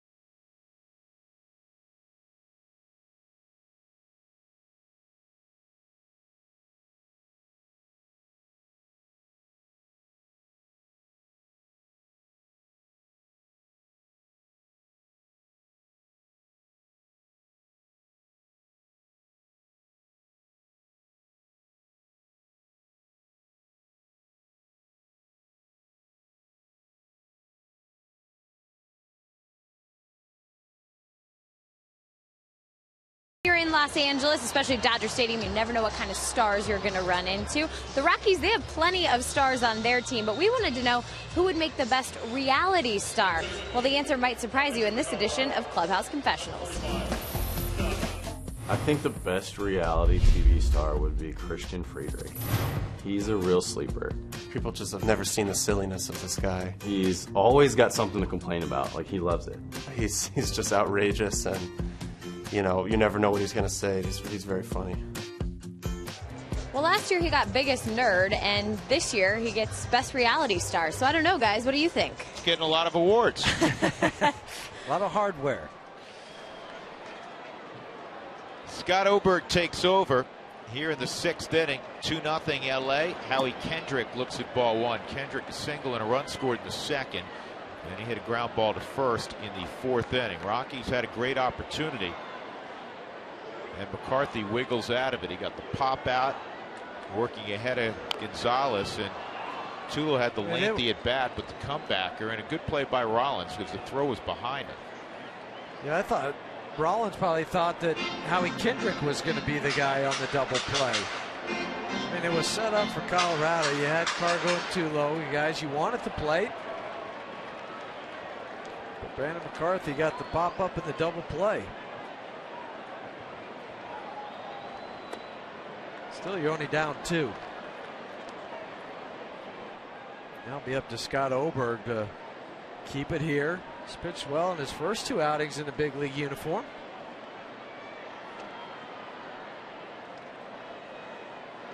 Two-one, fouled off. 2-2.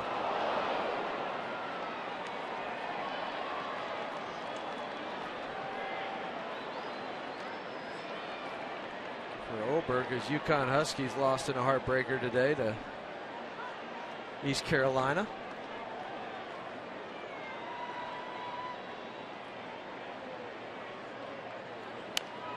You know who started for East Carolina yesterday against UConn? I don't. Jonathan Lucroy's brother. Really? Yes, indeed. Didn't last very long. That's a good program. Both programs are good programs. College baseball programs. Oberg left that up, and this is hit a long way to center field and gone. Hanging slider. Kendrick with his 2nd home run in the series, and it's 3-0 Dodgers. Yesterday and the day before, the Rockies, when they would counter with offense, the Dodgers would counter back. Today, the Rockies threatened, did not score. You want to get right back to the dugout. You feel like maybe you have a chance against McCarthy, and now you're down by 3. Boy, Howie Kendrick has done everything that the Dodgers could hope. A belt high hanger. Now the Dodgers have 26 hits in this series. 13 of them, half of them for extra base hits, 11 doubles, a couple home runs. The Dodgers came into the game with 14 home runs, tied with the Nationals for the most in the National League. I don't know offhand what the Nationals have done in terms of the long ball today, but it was the 15th home run for LA. 2-0 on Ethier.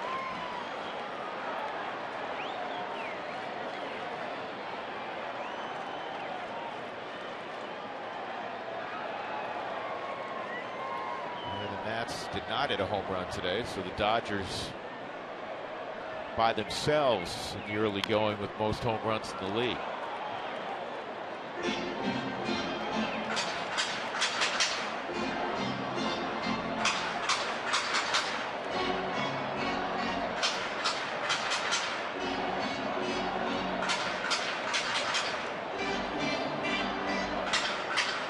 Fouling that ball off his ankle. See if he wears a protective shin guard in his next at bat. Rockies, if you're wondering, have hit 11 home runs. They figure to be at or near the top of that category by season's end. 2-2.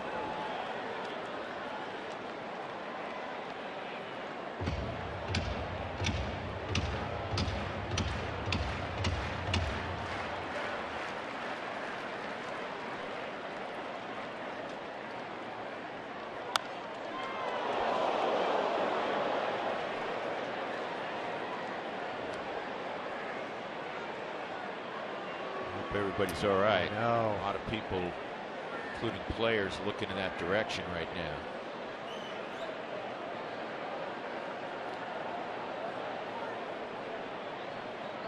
Andre's still looking.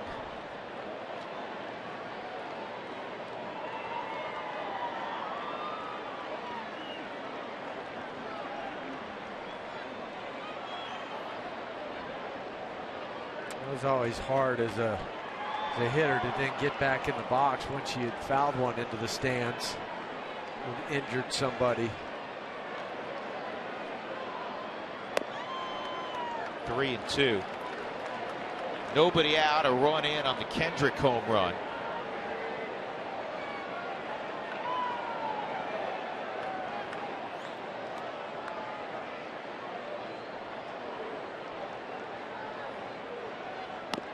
And ball 4.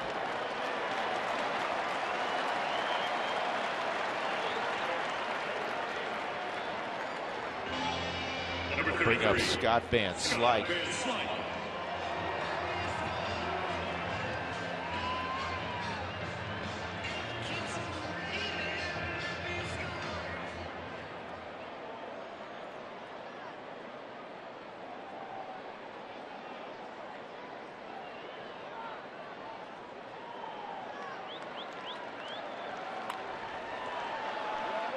Foul ground, Morneau.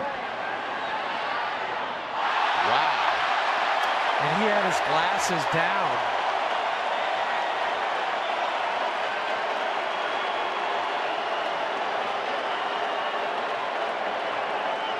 Doesn't go down as the first error for Justin. Sunglasses down. That's weird because he didn't give any indication with his body that he didn't see it, but he basically whiffed on it. Yeah, the sun positioning, the ball could have gotten into the sun at the last minute, or he could have just whiffed on it and missed it.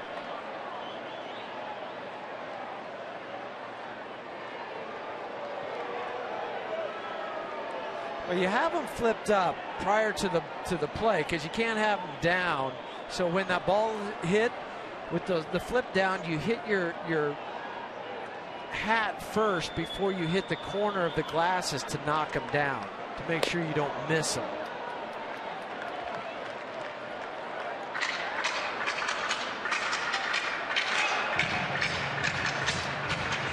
Nolan has the flip downs. Troy wears them. Daniel has them on. Did you like the flip downs, or did you like the where just I'm wearing the glasses? Both. It depended on the type of day and where the sun was positioned. Because if I just wore glasses and the ball was up in a sky where the sun was right around it, they didn't block out the sun enough. The flip downs gave you a darker, clearer view. You see the little notch on the side of those glasses, and that's the part that you try to hit with your fingers as you're coming down. That's why you'll hit the bill of your cap to make sure you don't miss it. This is left up. This is pulled down the line. This is a home run as well. And now it's 5-0 LA. Both home runs on hanging sliders. And of course the error paid for because Van Slyke would have been in the dugout.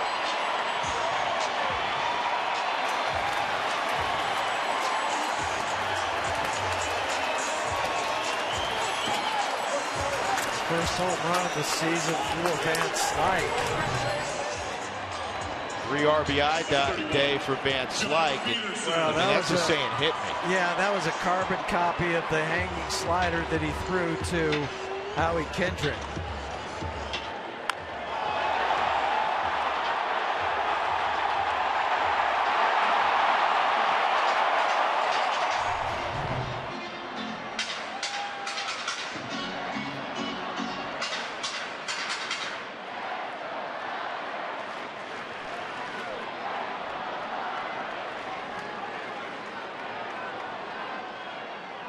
Jock Peterson, an RBI double, 1 for 2.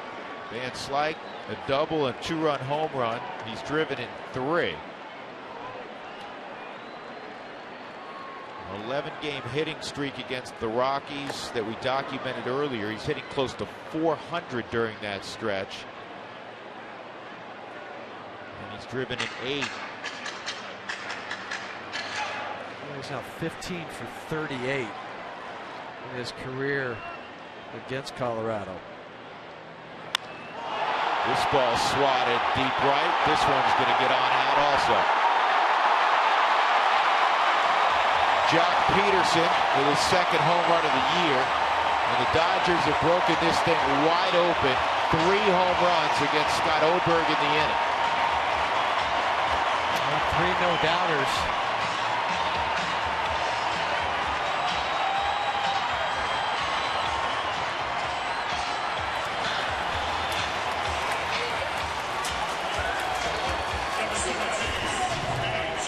The first 2 were on curveballs. That was a fastball.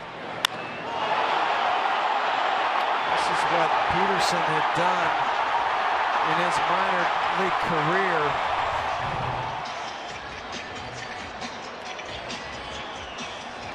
Steve Foster.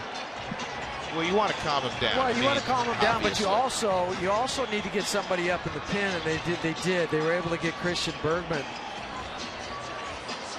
out there and throwing.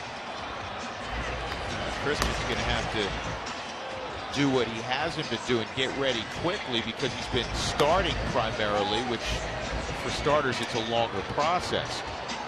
You got to, as they say in the business, you got to get hot in a hurry when you're in the bullpen. Yeah, he's going to be ready. He had to get up yesterday twice in the game. Christian, I think he knows his role. He knows how to do that. Very flexible. If he's going to start, he's going to come out and throw the long toss. If not, boom, here we go. I just keep coming back now to the theme of this series. The Rockies. And that's another base hit. Now you got to go into a stall tactic because Oberg obviously doesn't have it. A.J. Ellis into second with a double. But the theme of this series, the Rockies chipped away at Kershaw, they chipped away at Greinke, and they couldn't get that put down inning to get back on offense when they were within a run on Friday and Saturday. And tonight, or today, it was a 2-0 ball game. The Rockies had that inning going and they didn't score last inning, but you still felt like, okay, maybe we can get after McCarthy. Now it's, you got an upside down scoreboard at 6-0. Alex Guerrero is going to pinch hit here for McCarthy, so McCarthy's afternoon is done. And it's come at different points. And Friday night it was the 5th inning for the Dodgers. Last night it was the 7th inning. Today it's the 6th.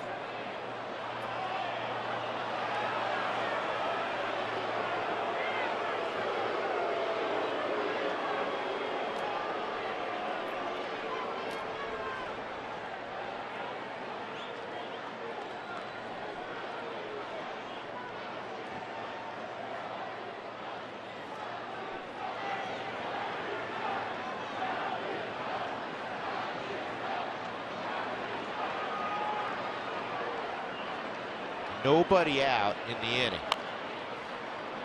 2 strikes on the pinch hitter Alex Guerrero. Kendrick a home run to dead center field.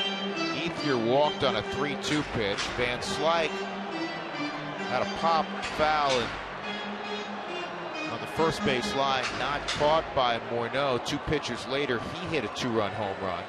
Jock Peterson hit a home run after that, and then A.J. Ellis doubled to the left field corner.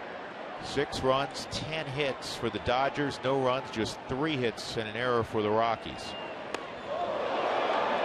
And again, that's that slider he has not been able to get on top of. Leaving it behind. It's just coming out of his hand too soon instead of finishing over the top and finishing it off.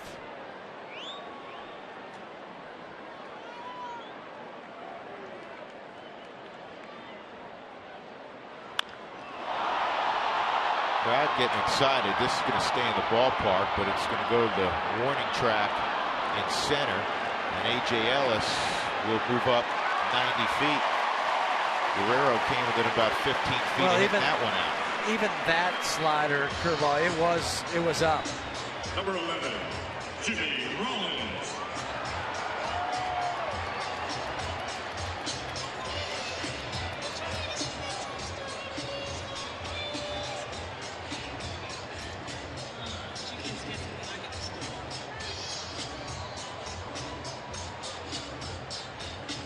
So with one out in the 6th inning, Christian Bergman will come in. First rough outing of his big league career. Scott Oberg gives up 3 home runs in the inning.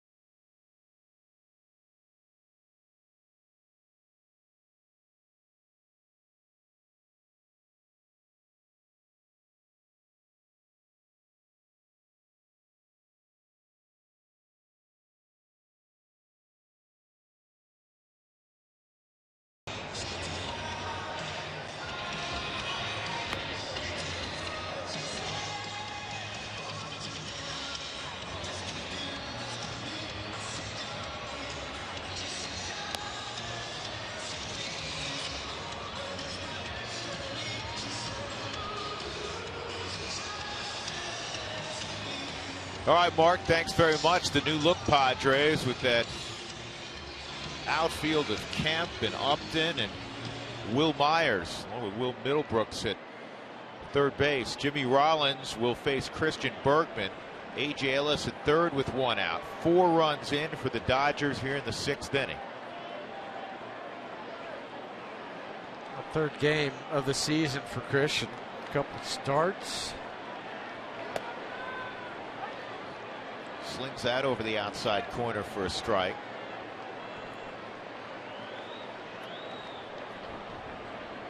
The Dodgers have won 6 straight games. They've scored at least 5 runs in each of those games. And obviously, they're above that mark right now. That's pulled past Davey Lopes, who, when necessary, can still move quickly. Yes, he can. Part of that legendary Dodger infield for 8 years. Steve Garvey at first, Davey Lopes, Bill Russell, Ron Say, who we saw yesterday. He's here almost every day during batting practice. Lifted down the line, foul. I said 2 starts for Christian, just 1 start for Christian, 2 games prior to this one.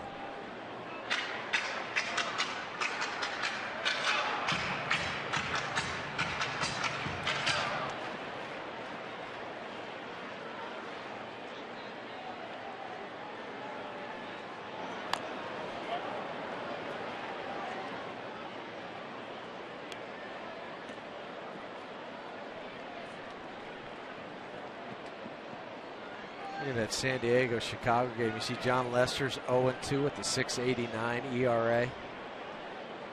Took the loss today against the Padres. He had an interesting play early in that game. This is on the ground to first, 2 outs. He had a comebacker, couldn't get the ball out of his glove. He had to throw the whole operation over to first. Glove and baseball.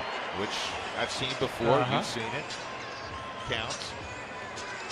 Enter the 7th annual Boys and Girls Club of Metro Denver Dreamhouse Raffle. Your chance to win a $2.5 million dream house or $2 million in cash, and also help out a terrific cause. Visit milehighraffle.com for more information. Justin Turner, single and a double in 3 trips. Well, the guys that were plucked off the bench by Don Mattingly have really hurt the Rockies today. Justin Turner, Scott Van Slyke, A.J. Ellis.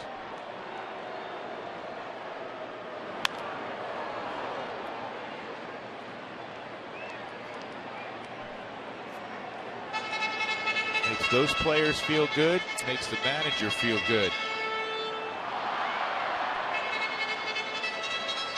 Well, it gives the guys a chance to feel a part of the team.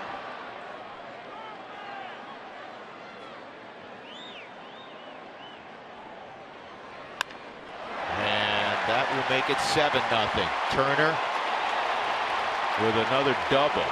That was reminiscent of the one earlier that he hit in that left center field gap. 5-run uprising in the 6th for the Dodgers. He's locked in at the plate for a guy that doesn't play every day. Well, and hadn't been swinging the bat that well. He'd had a finger issue, and it was up hard on his top hand, so bringing the bat through, wasn't able to do it. Must not be a problem now. Gonzalez drives it to deep left. Dickerson will make the catch. Dodgers barreled up a number of balls in that 6th inning. They hit 3 home runs. They're now up 7-0.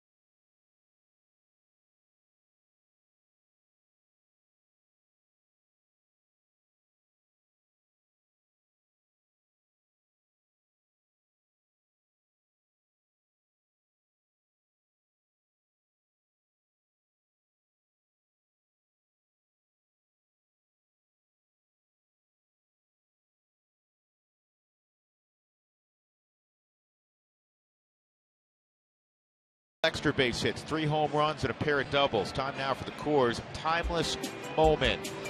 April 19th, 1890, the Brooklyn Bridegrooms played their first National League game. Of course, the Bridegrooms would later become the Dodgers, and the former American Association team loses to the Bean Eaters at Boston's South End grounds, 15-9. The Bridegrooms and the Bean Eaters.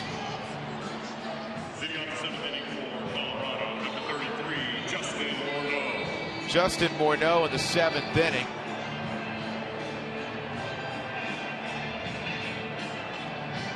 Adam Liberatore just got called up a couple days ago. Will make another appearance. He appeared on Friday against the Rockies. Had a 1-2-3 inning.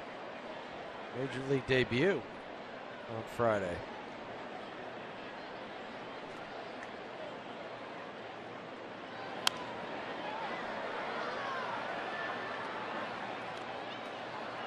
So McCarthy goes 6 shutout innings, allows 3 hits. He walked 2 and struck out 6. You know what he was doing? He was trying to become first guy in a while to go 3 straight games to start a year with 9 or more strikeouts. The last guy to do it was Pedro Martinez with the Mets in 2005.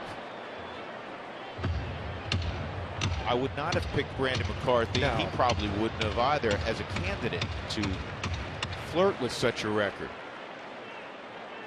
He's now struck out 25 and walked 3 in his first 3 games. Yeah, he'd come into the game tied with Trevor Bauer for strikeouts per 9 innings.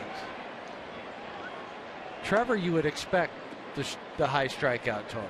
Yes. Trevor with Cleveland.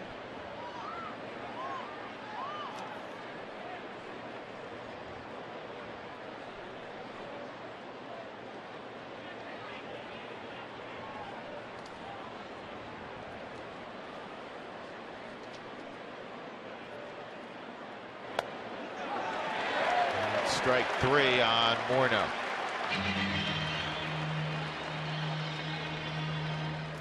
Arenado will be next. Nolan singled in the second. The Rockies have 3 singles in the game. That's it. Cargo in the first, Nolan in the second, Blackman in the 6th inning.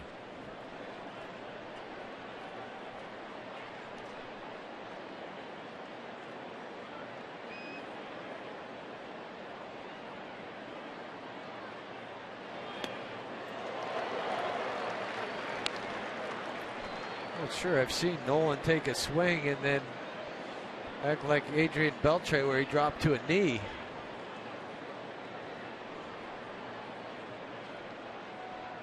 Yeah, that looked like a swing out of frustration. Can't hit a 7-run home run.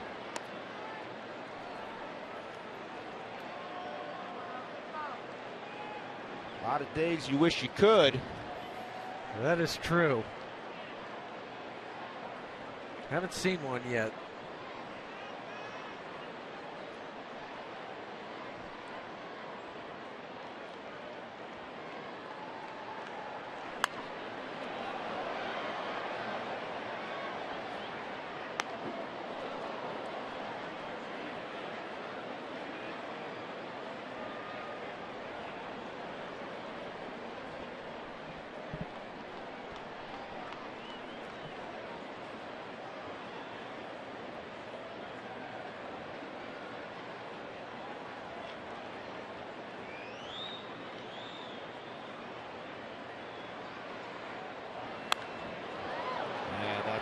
Line with a hook on it, foul.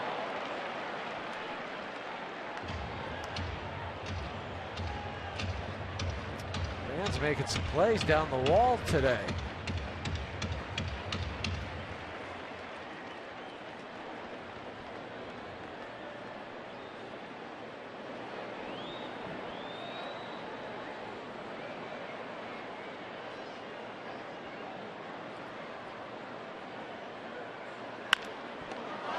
Look what I found. 2 outs. Good stab by Liberatore. Dickerson with 2 outs coming up. Well, you can follow live Rockies baseball in 2015 with MLB.com at bat on your smartphone or tablet, featuring scores, stats, highlights, and more. Download MLB.com at bat. The #1 app for live Rockies baseball.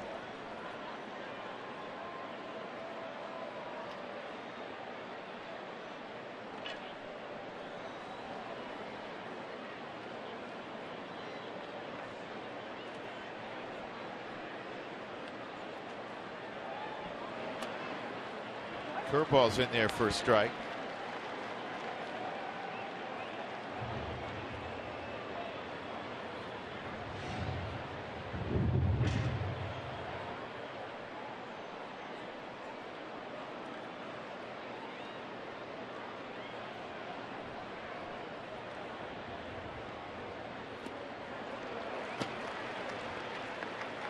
It's one of those unusual left-handers that starts on the third base side of the rubber. You know, most left-handers, what do they try to do? If they're gonna pitch, they're gonna be on the first base side. It just tells me, feels like he has an issue getting it to the glove side.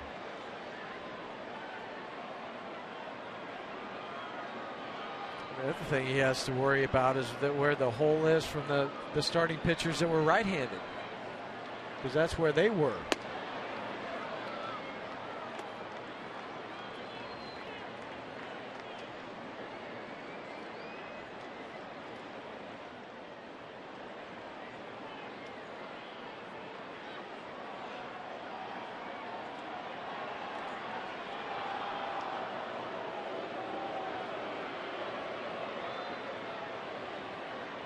One and two on Dickerson. 0 for 2 this afternoon. And strike 3. 2 more strikeouts in the inning. Adam Liberatore 1, 2, 3, 7. Middle of 7. 7-0 LA.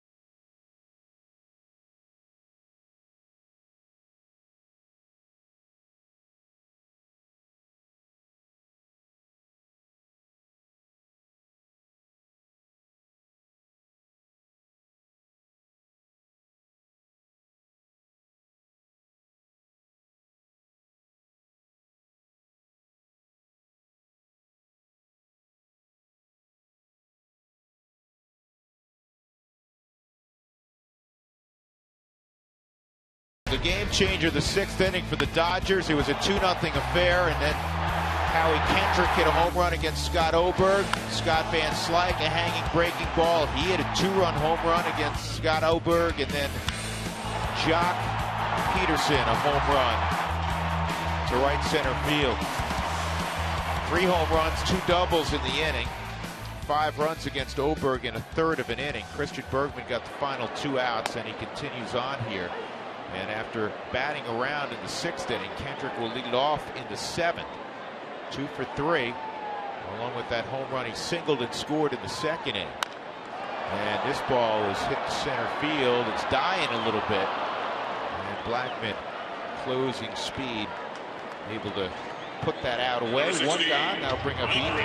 That helps to have that closing speed. Off the bat, it appeared to be a hard line drive into the gap, and that's what Charlie thought. He had to change course and come in.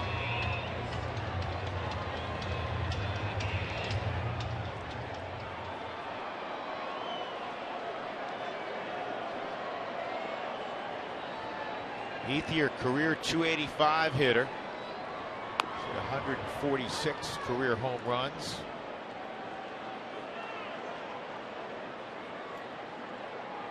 What's impressive is OPS in his career is over 800.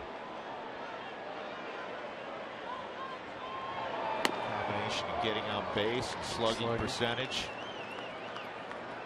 And maybe in a different ballpark that would have been higher. And a versatile guy, because he'll play good defense in all 3 outfield spots.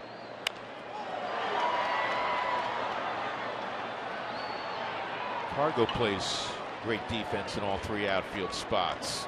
2 outs. Van Slyke coming up. That fly ball by Andre Ethier between Rollins, Gonzalez, and Ethier. They're 0 for 10. Problem is the rest of the lineup 11 for 18.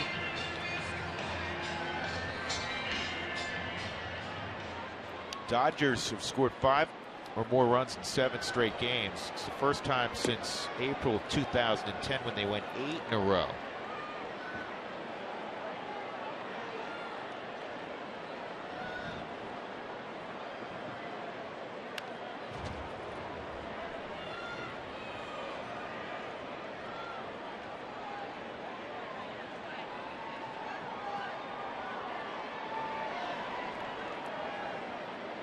Say it so frequently in baseball. At every age, the sport comes back to pitching, and usually, not always, but a lot of times, starting pitching. And the Rockies, who rolled into town after sweeping the Giants, got out pitched with their starting pitchers. And a lot of guys are going to get out pitched when you have to face Kershaw and Greinke. And I thought Butler pitched well for 5 innings. But McCarthy obviously was a little bit better because he didn't give up anything. Eddie gave up 2 runs in 5 innings. And then unfortunately for Scott Oberg, in his young career, he had his first rough outing. He came out of the San Francisco series only giving up 3 runs. Look at this. This ball's tatered to left center field. Van Slyke, 3 for 4, 2 doubles and a 2-run home run. Just kind of one-arm swatted that about 380 feet. The shades of what his dad did during his career, Andy Van Slyke. Boy, big, strong man to take that top hand off after contact and just follow through with one arm and hit it off the base of the wall.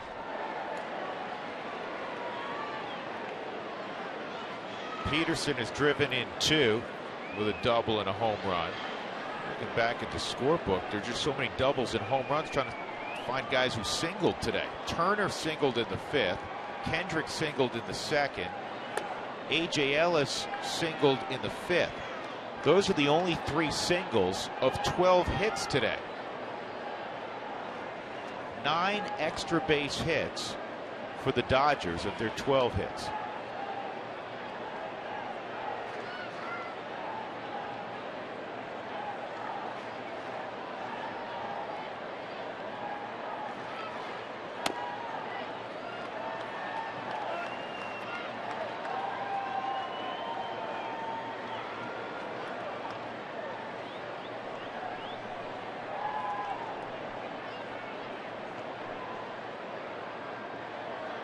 Two 2-0 on Jock Peterson.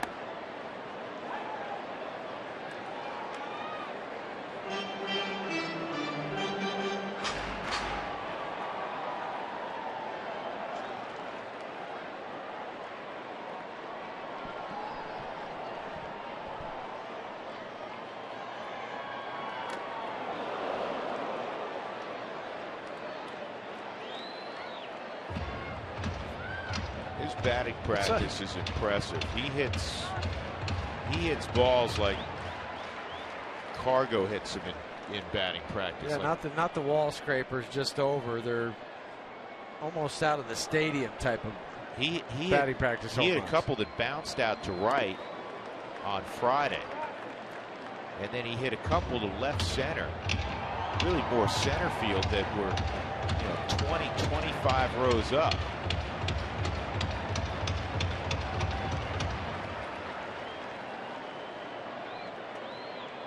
Two outs, Van Slyke at second, and it's 3-2 on Jock Peterson.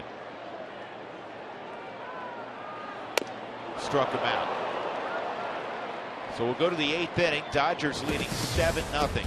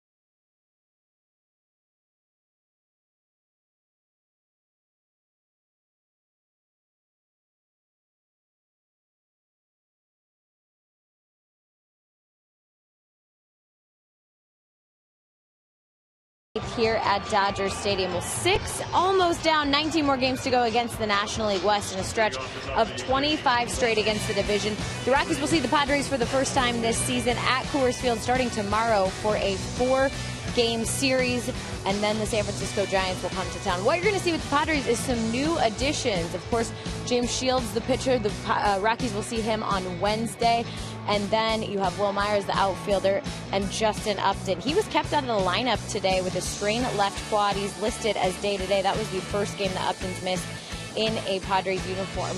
Bud Black was ejected in the game today as the Padres beat Chicago to take that series before they come into town. So some new faces in a Padres uniform for the Rockies to see in the next 4 days, and 4 right-handed pitchers for them to face as well, guys.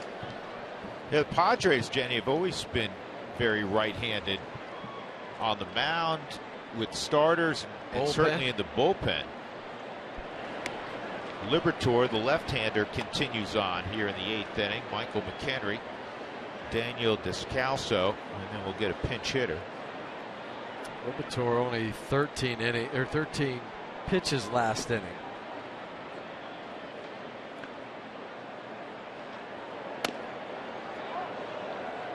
Two 2-0 on McHenry. Strikeout and a ground ball to second.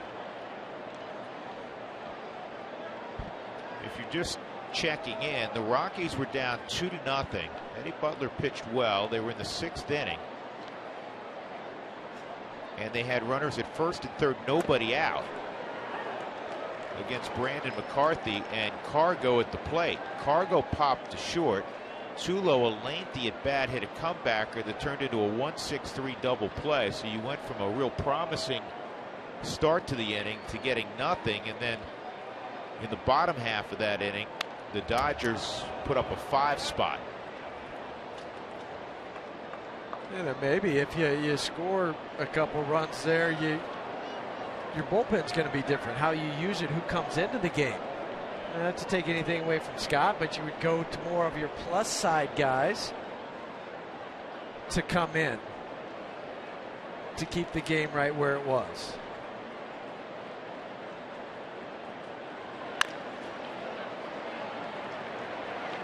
Rollins throws out McHenry, 1 out in the 8th inning.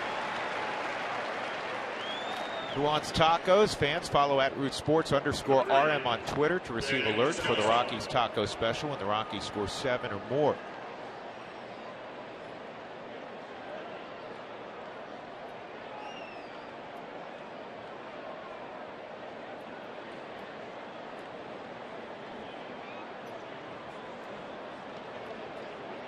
Bergman for the time being is in the on-deck circle. Maybe you see what happens. Willeen Rosario has a bat. Boone Logan's warming up, and it could be how Walt feels. He says, maybe we'll just go ahead and let Christian finish this out. Feels like Boone needs an inning of work.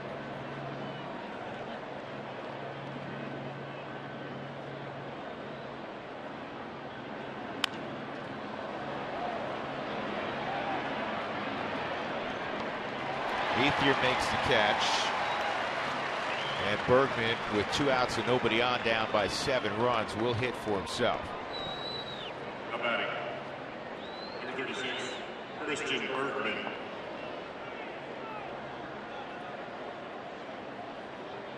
Rockies have to make a move tomorrow to activate Jorge De La Rosa, who will open the homestand against the Padres.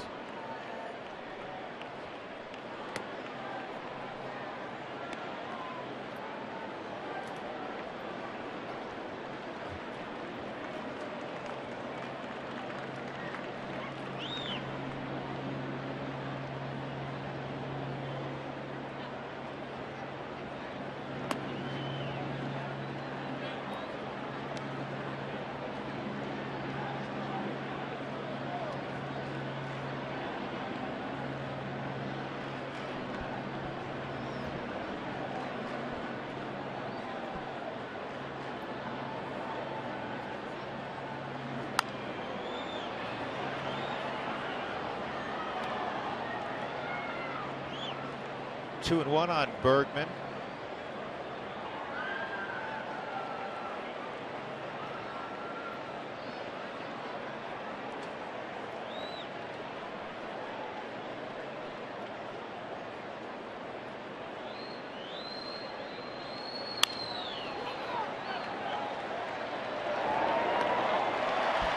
Rockies go in order in the 8th inning.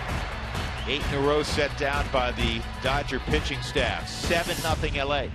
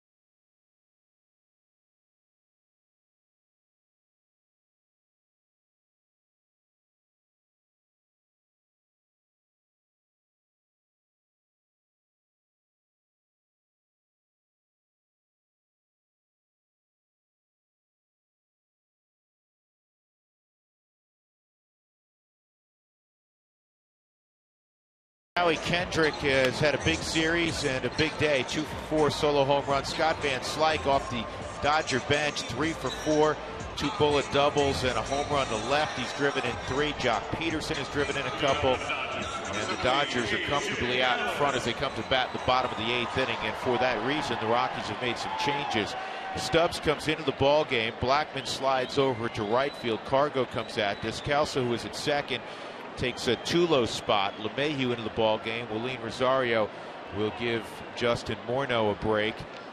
And everything else is the same. Bergman with the pitch on the outside corner, a strike to A.J. Ellis.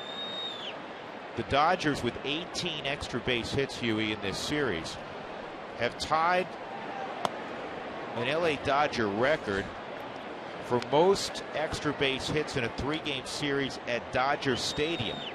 They had 18 against the Giants in early April of 2001 in a 3-game set.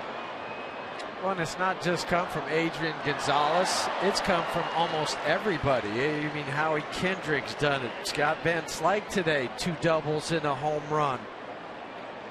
A.J. Ellis with the double. Jock Peterson, who had been quiet, double and a home run today.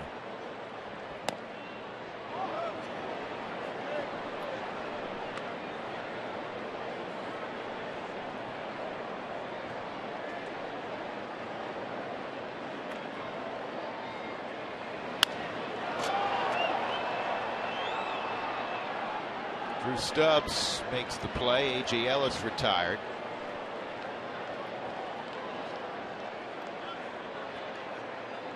Pitcher's Adam going to stay Liberatore in. is going to throw 3 innings, I guess. So it's a luxury for Don Mattingly. With the big lead, he's not going to utilize anybody else in his bullpen, well, apparently. And that's what Walt did, deciding to let Christian hit with 2 outs and nobody on, so he could go out there for his 3rd inning.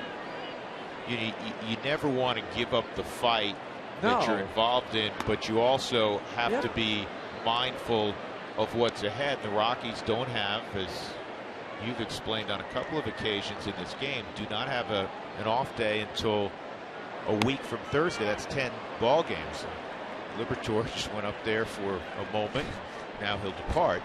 2 outs. But you don't want to start eating up guys. It's like Ottavino. He has not appeared in this series. You want to just run him out there to run him out there, and then all of a sudden you're in a safe situation 3 days in a row, and one day he's down because you had to utilize him in a mop-up role. Right. And I'm using him. He's an extreme example. But keep managing your bullpen. Managers will tell you is the most difficult thing they have to do. You know, I talked to various managers about it, and they say that's the one piece of every puzzle and every team that can get you into trouble. How do you manage that?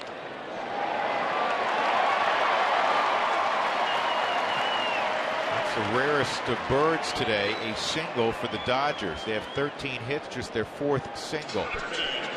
And that's not just getting up in the game for the bullpen, it's the warming up. All those count too, man, but pitching coaches will keep track of that. Oh, we got him up twice yesterday, maybe 3 times, not available today. You say, wait, he didn't get in the game yesterday, but that counts. So for Christian to go out and finish this off, as you said, just live for another game tomorrow.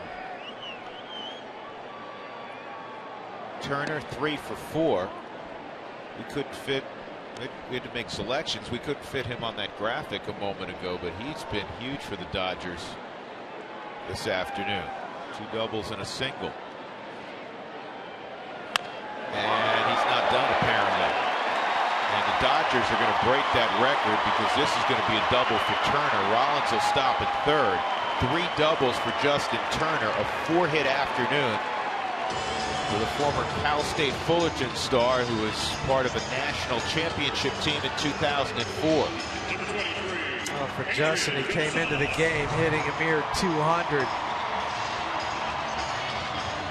But I will say this for him today, if they've given him a pitch to hit, he hasn't fouled it back. He's hit 4 line drives. Yeah, he's put it in play, and he's put it in play hard. Justin Turner went from 200 to now hitting 400. Adrian Gonzalez with 2 outs, way inside. I think from afar, people will see the Dodgers with a big number on the scoreboard and figure, oh man, Adrian Gonzalez has done it again. Well, he's 0 for 4. It's been everybody else. There's the new Dodger record, 19 extra base hits in a 3-game series at Dodger Stadium.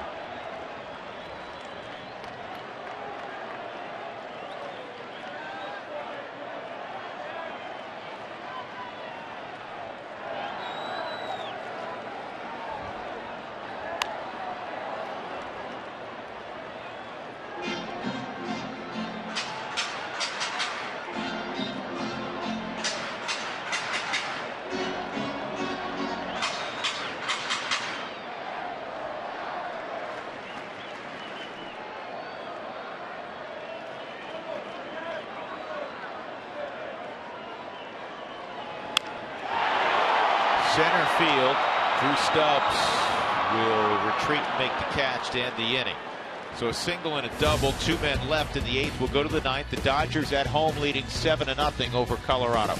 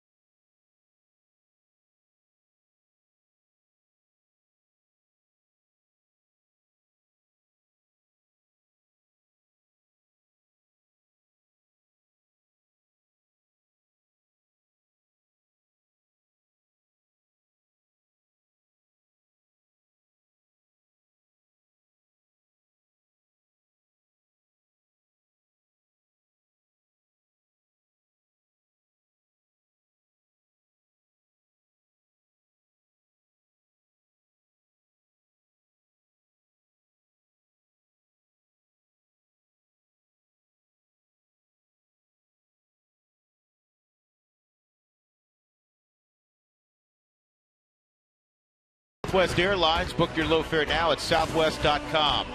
By Mike Shaw Subaru. Always our lowest price in sales and service guaranteed. And by StubHub, Rockies fans, next time you need great seats, go to StubHub. StubHub without the surprise fees. 7-0 Los Angeles on what has been a pretty day otherwise here, at least weather-wise. Let's go back to our Denver studios and Mark Stout and Ryan Spilborghs. Guys.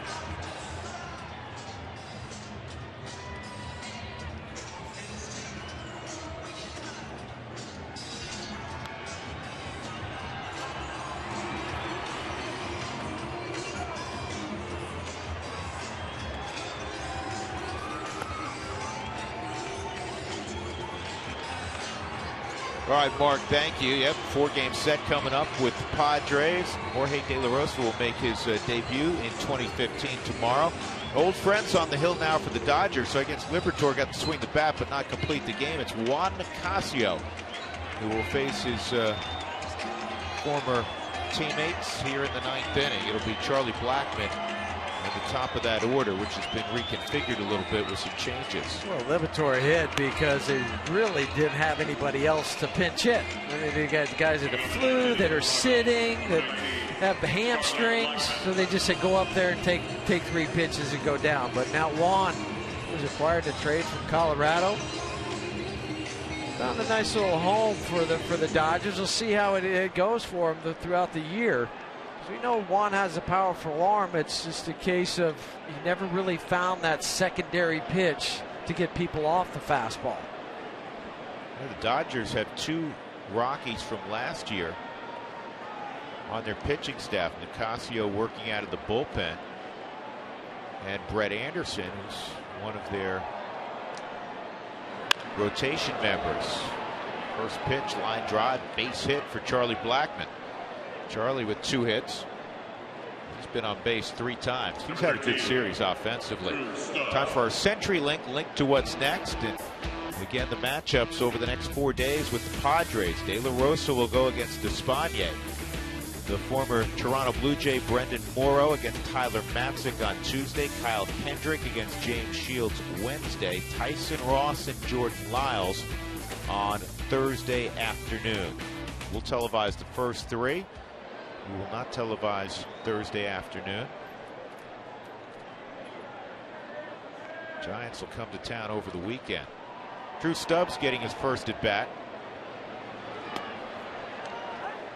Taking second base is Blackmon. Giants lost again today against Arizona. Giants struggling to begin 2015.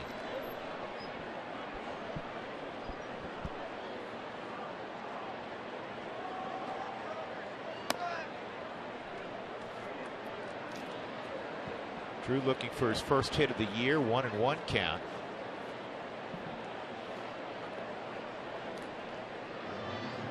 Now it's Hellickson over Hudson today in that game at AT&T.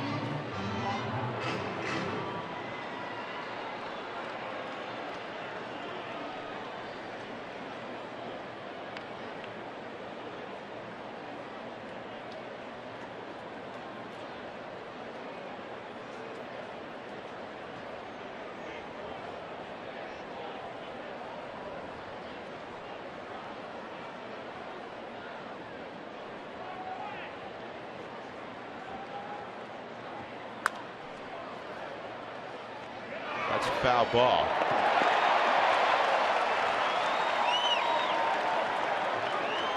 Stubbs may have won that sprint, but now he's going to have to walk back. Well, by the time Turner heard the call of foul, he had already released the baseball. But you're right. I think Drew had beaten that out.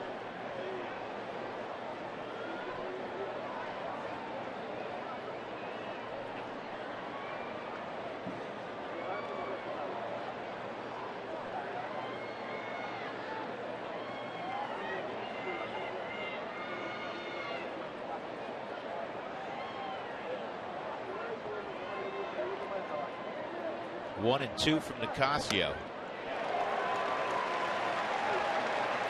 Stubbs goes down. That'll bring up Willeen Rosario.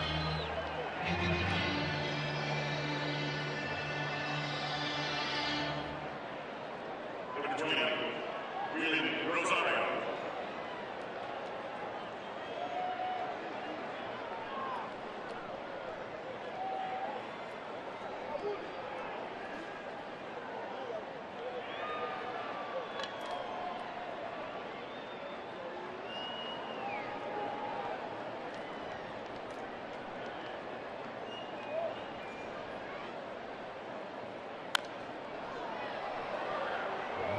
Fouls it into the third deck.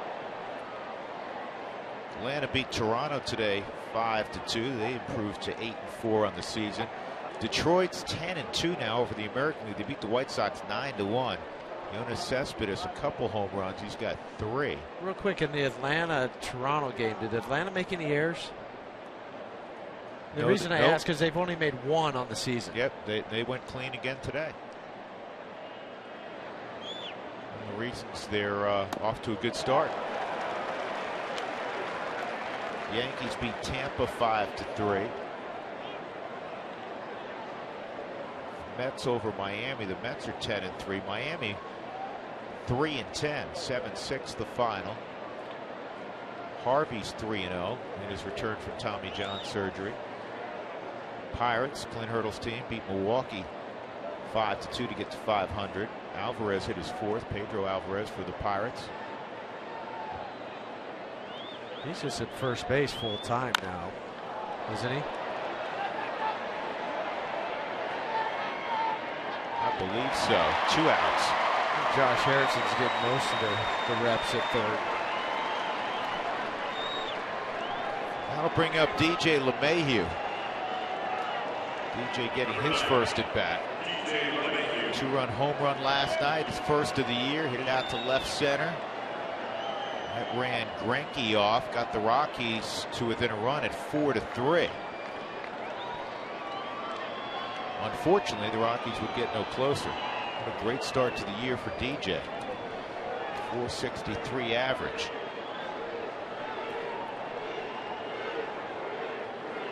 Rockies have been out hit today 14-4.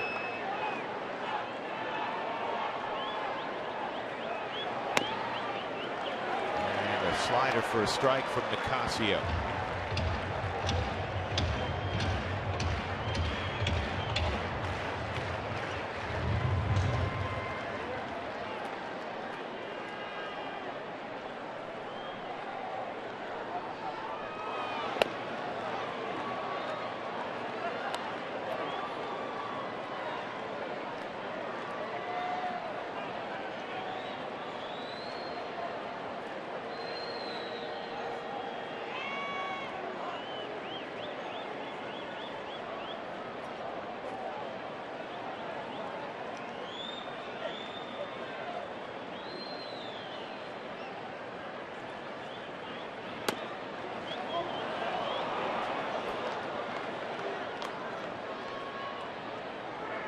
Two and one on LeMahieu. These are the at-bats you have to be mentally strong.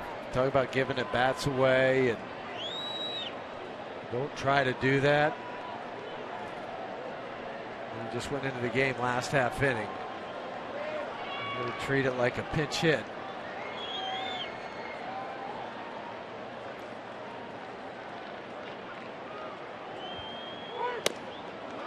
Three and one.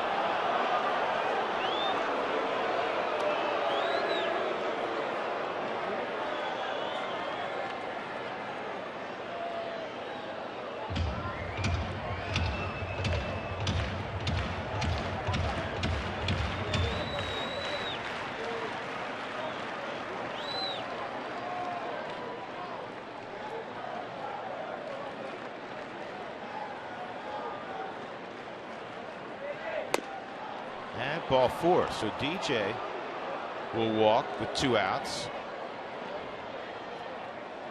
and Arenado will get another at bat. Nolan had a base hit in the second, 1 for 3, a couple ground outs as well.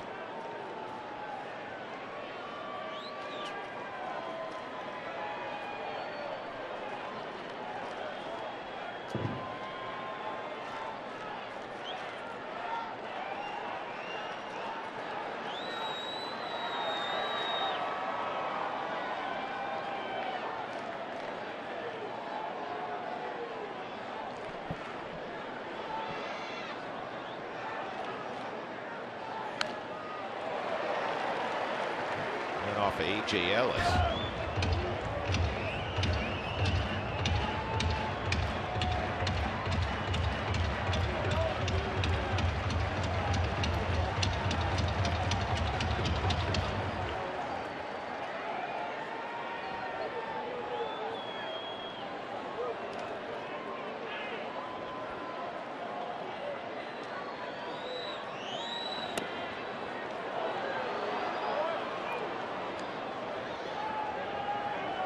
$44,666 at Dodger Stadium today. 3 straight crowds well above 44,000, almost 49,000 here Friday night.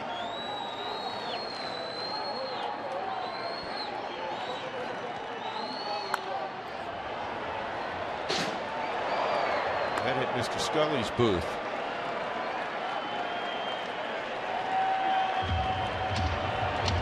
Two now this weekend that have come back up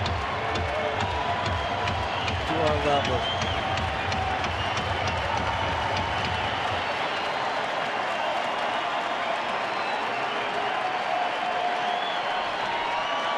One and two on Nolan. Blackman at second, LeMahieu at first. His bat. Yeah, chipped the end of the bat.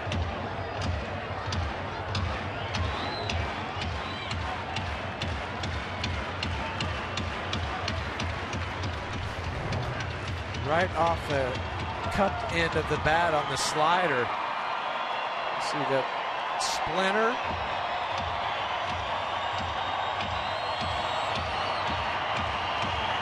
Yep, piece of lumber.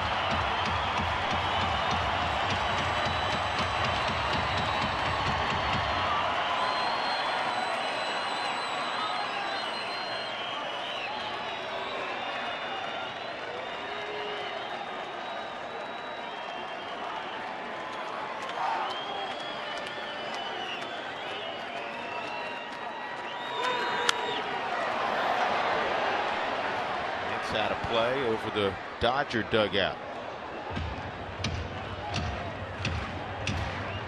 Now, Walt was saying earlier, this is an obvious one.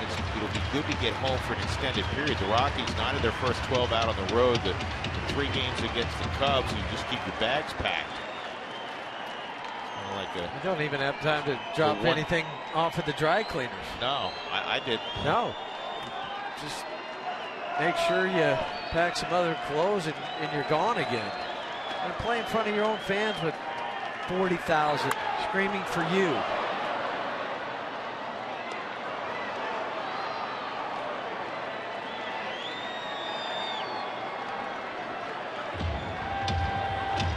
The washing machines are being used. The industrial size washing machine.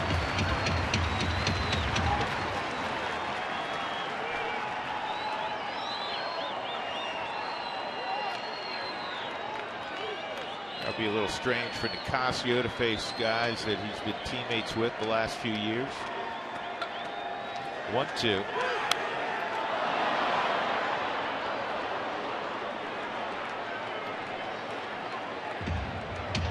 First time is always the hardest, and then each time after it starts to become easier.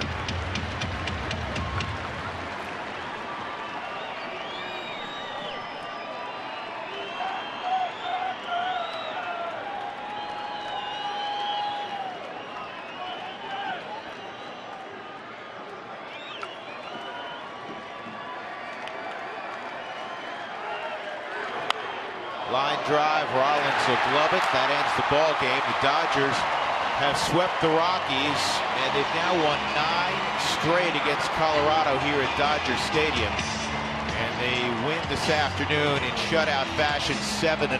Brandon McCarthy improves to 2-0. He goes 6 innings, allows just 3 hits, a couple of walks, struck out 6. Eddie Butler pitched well, but he'll get the loss. He went 5 innings, a couple runs on 6 hits. Our Jimmy John's delivery of the game provided by Scott Van Slyke.